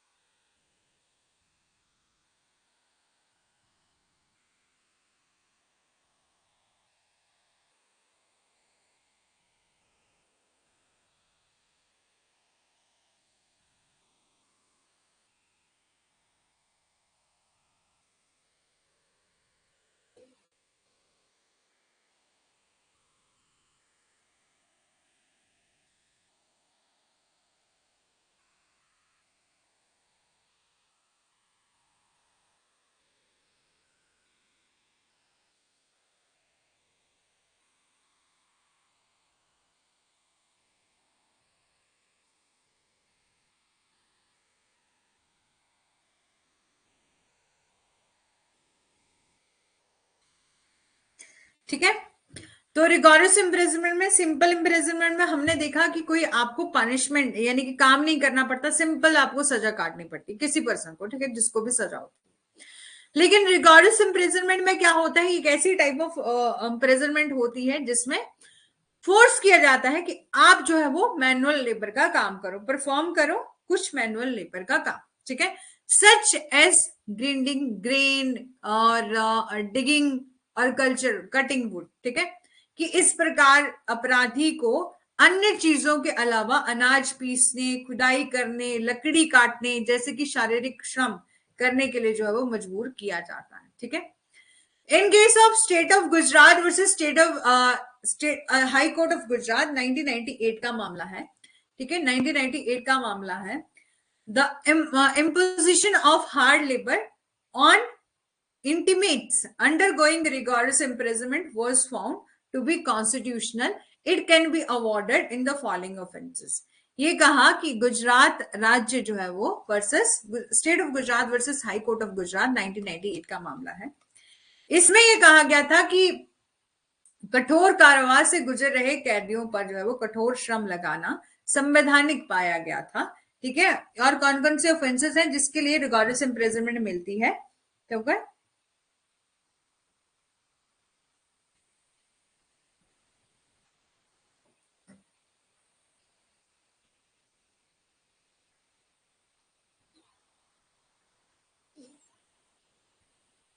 ठीक है।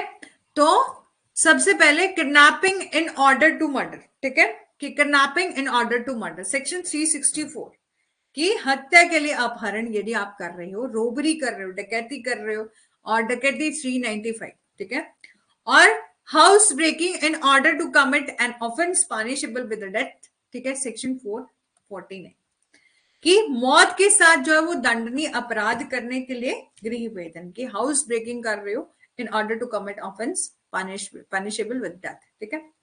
ये था आपका सिंपल और आपका ग्रीवियस, ठीक है, रिगोरस, सॉरी, ठीक है, रिगोरस। सिंपल में आपको सिंपल सजा काटनी पड़ती है किसी भी पर्सन को। रिगोरस में क्या होता है कि सजा के साथ साथ जो है वो आपको लेबर का काम करना पड़ता है, जैसे कि अनाज पीसना, खुदाई करना, लकड़ी काटना जैसे शारीरिक श्रम करने पड़ते हैं, ठीक है। फिर है आपका कि इम्प्रिजनमेंट,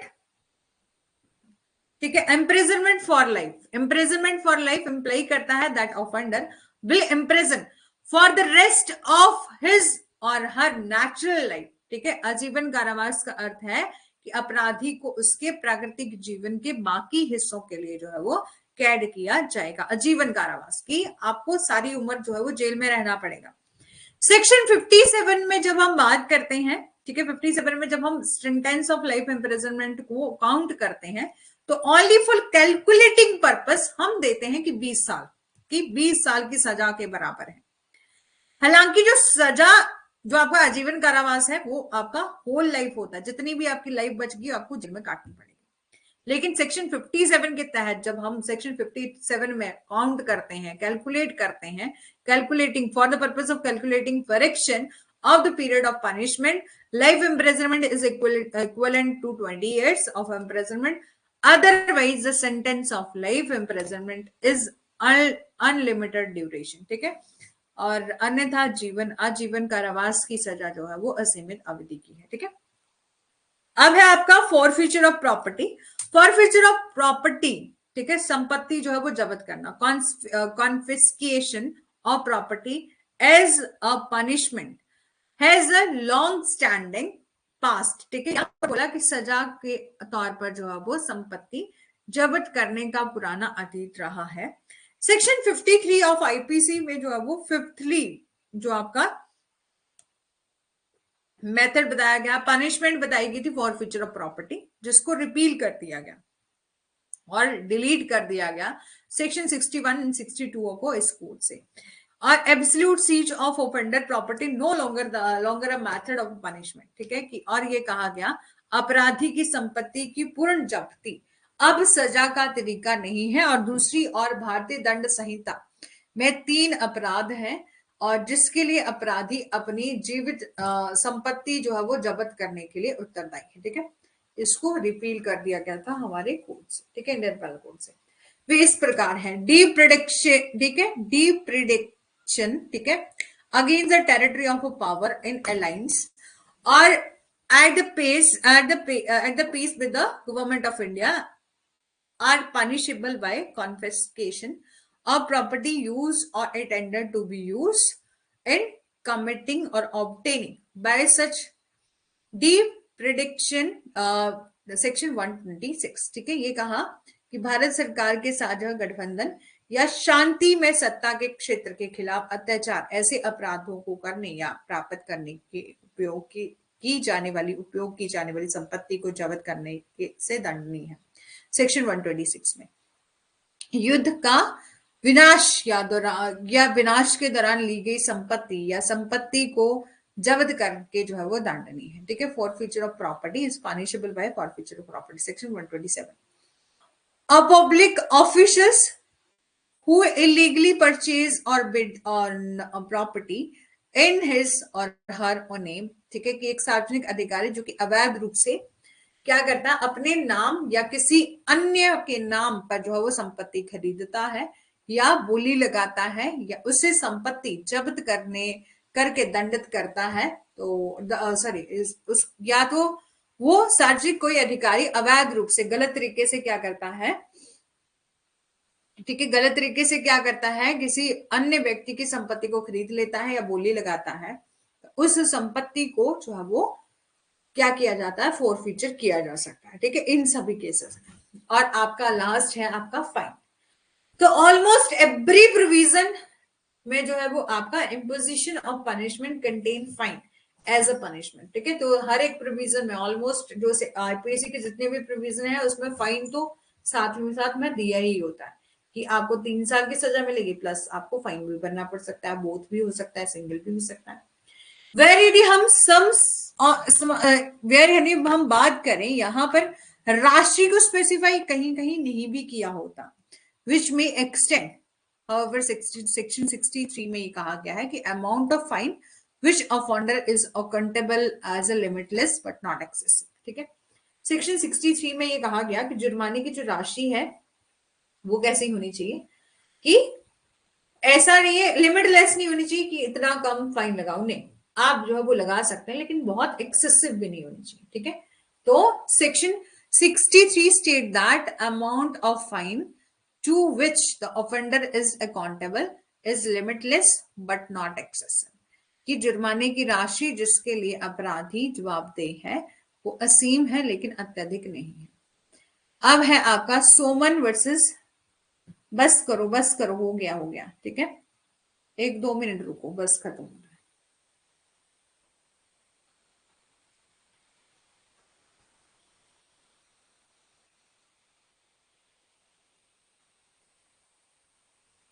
ठीक है, 1 मिनट रुको, बस खत्म हो गया।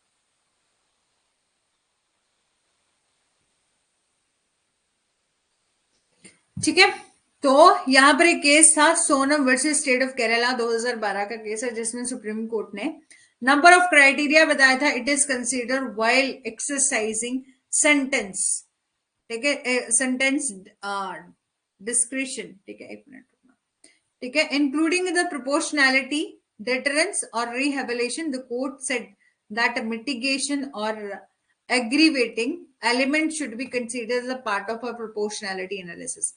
Sonam versus state of Kerala 2012 का केस है, इसमें सुप्रीम कोर्ट ने कई मानदंडों पर ध्यान जो है दिया जिन पर जो है उसने अनुपातिकता, निरोध या पुनर्वास सहित सजा विवेक का प्रयोग करते समय जो है वो विचार किया और कोर्ट ने कहा कि तत्वों को कम करने और बढ़ाने की अनुपातिकता विश्लेषण के हिस्से के रूप में जो है वो माना जाना चाहिए। ठीक है, और ये यहां तक ही था। ठीक है, आई होप कि आपको समझ में।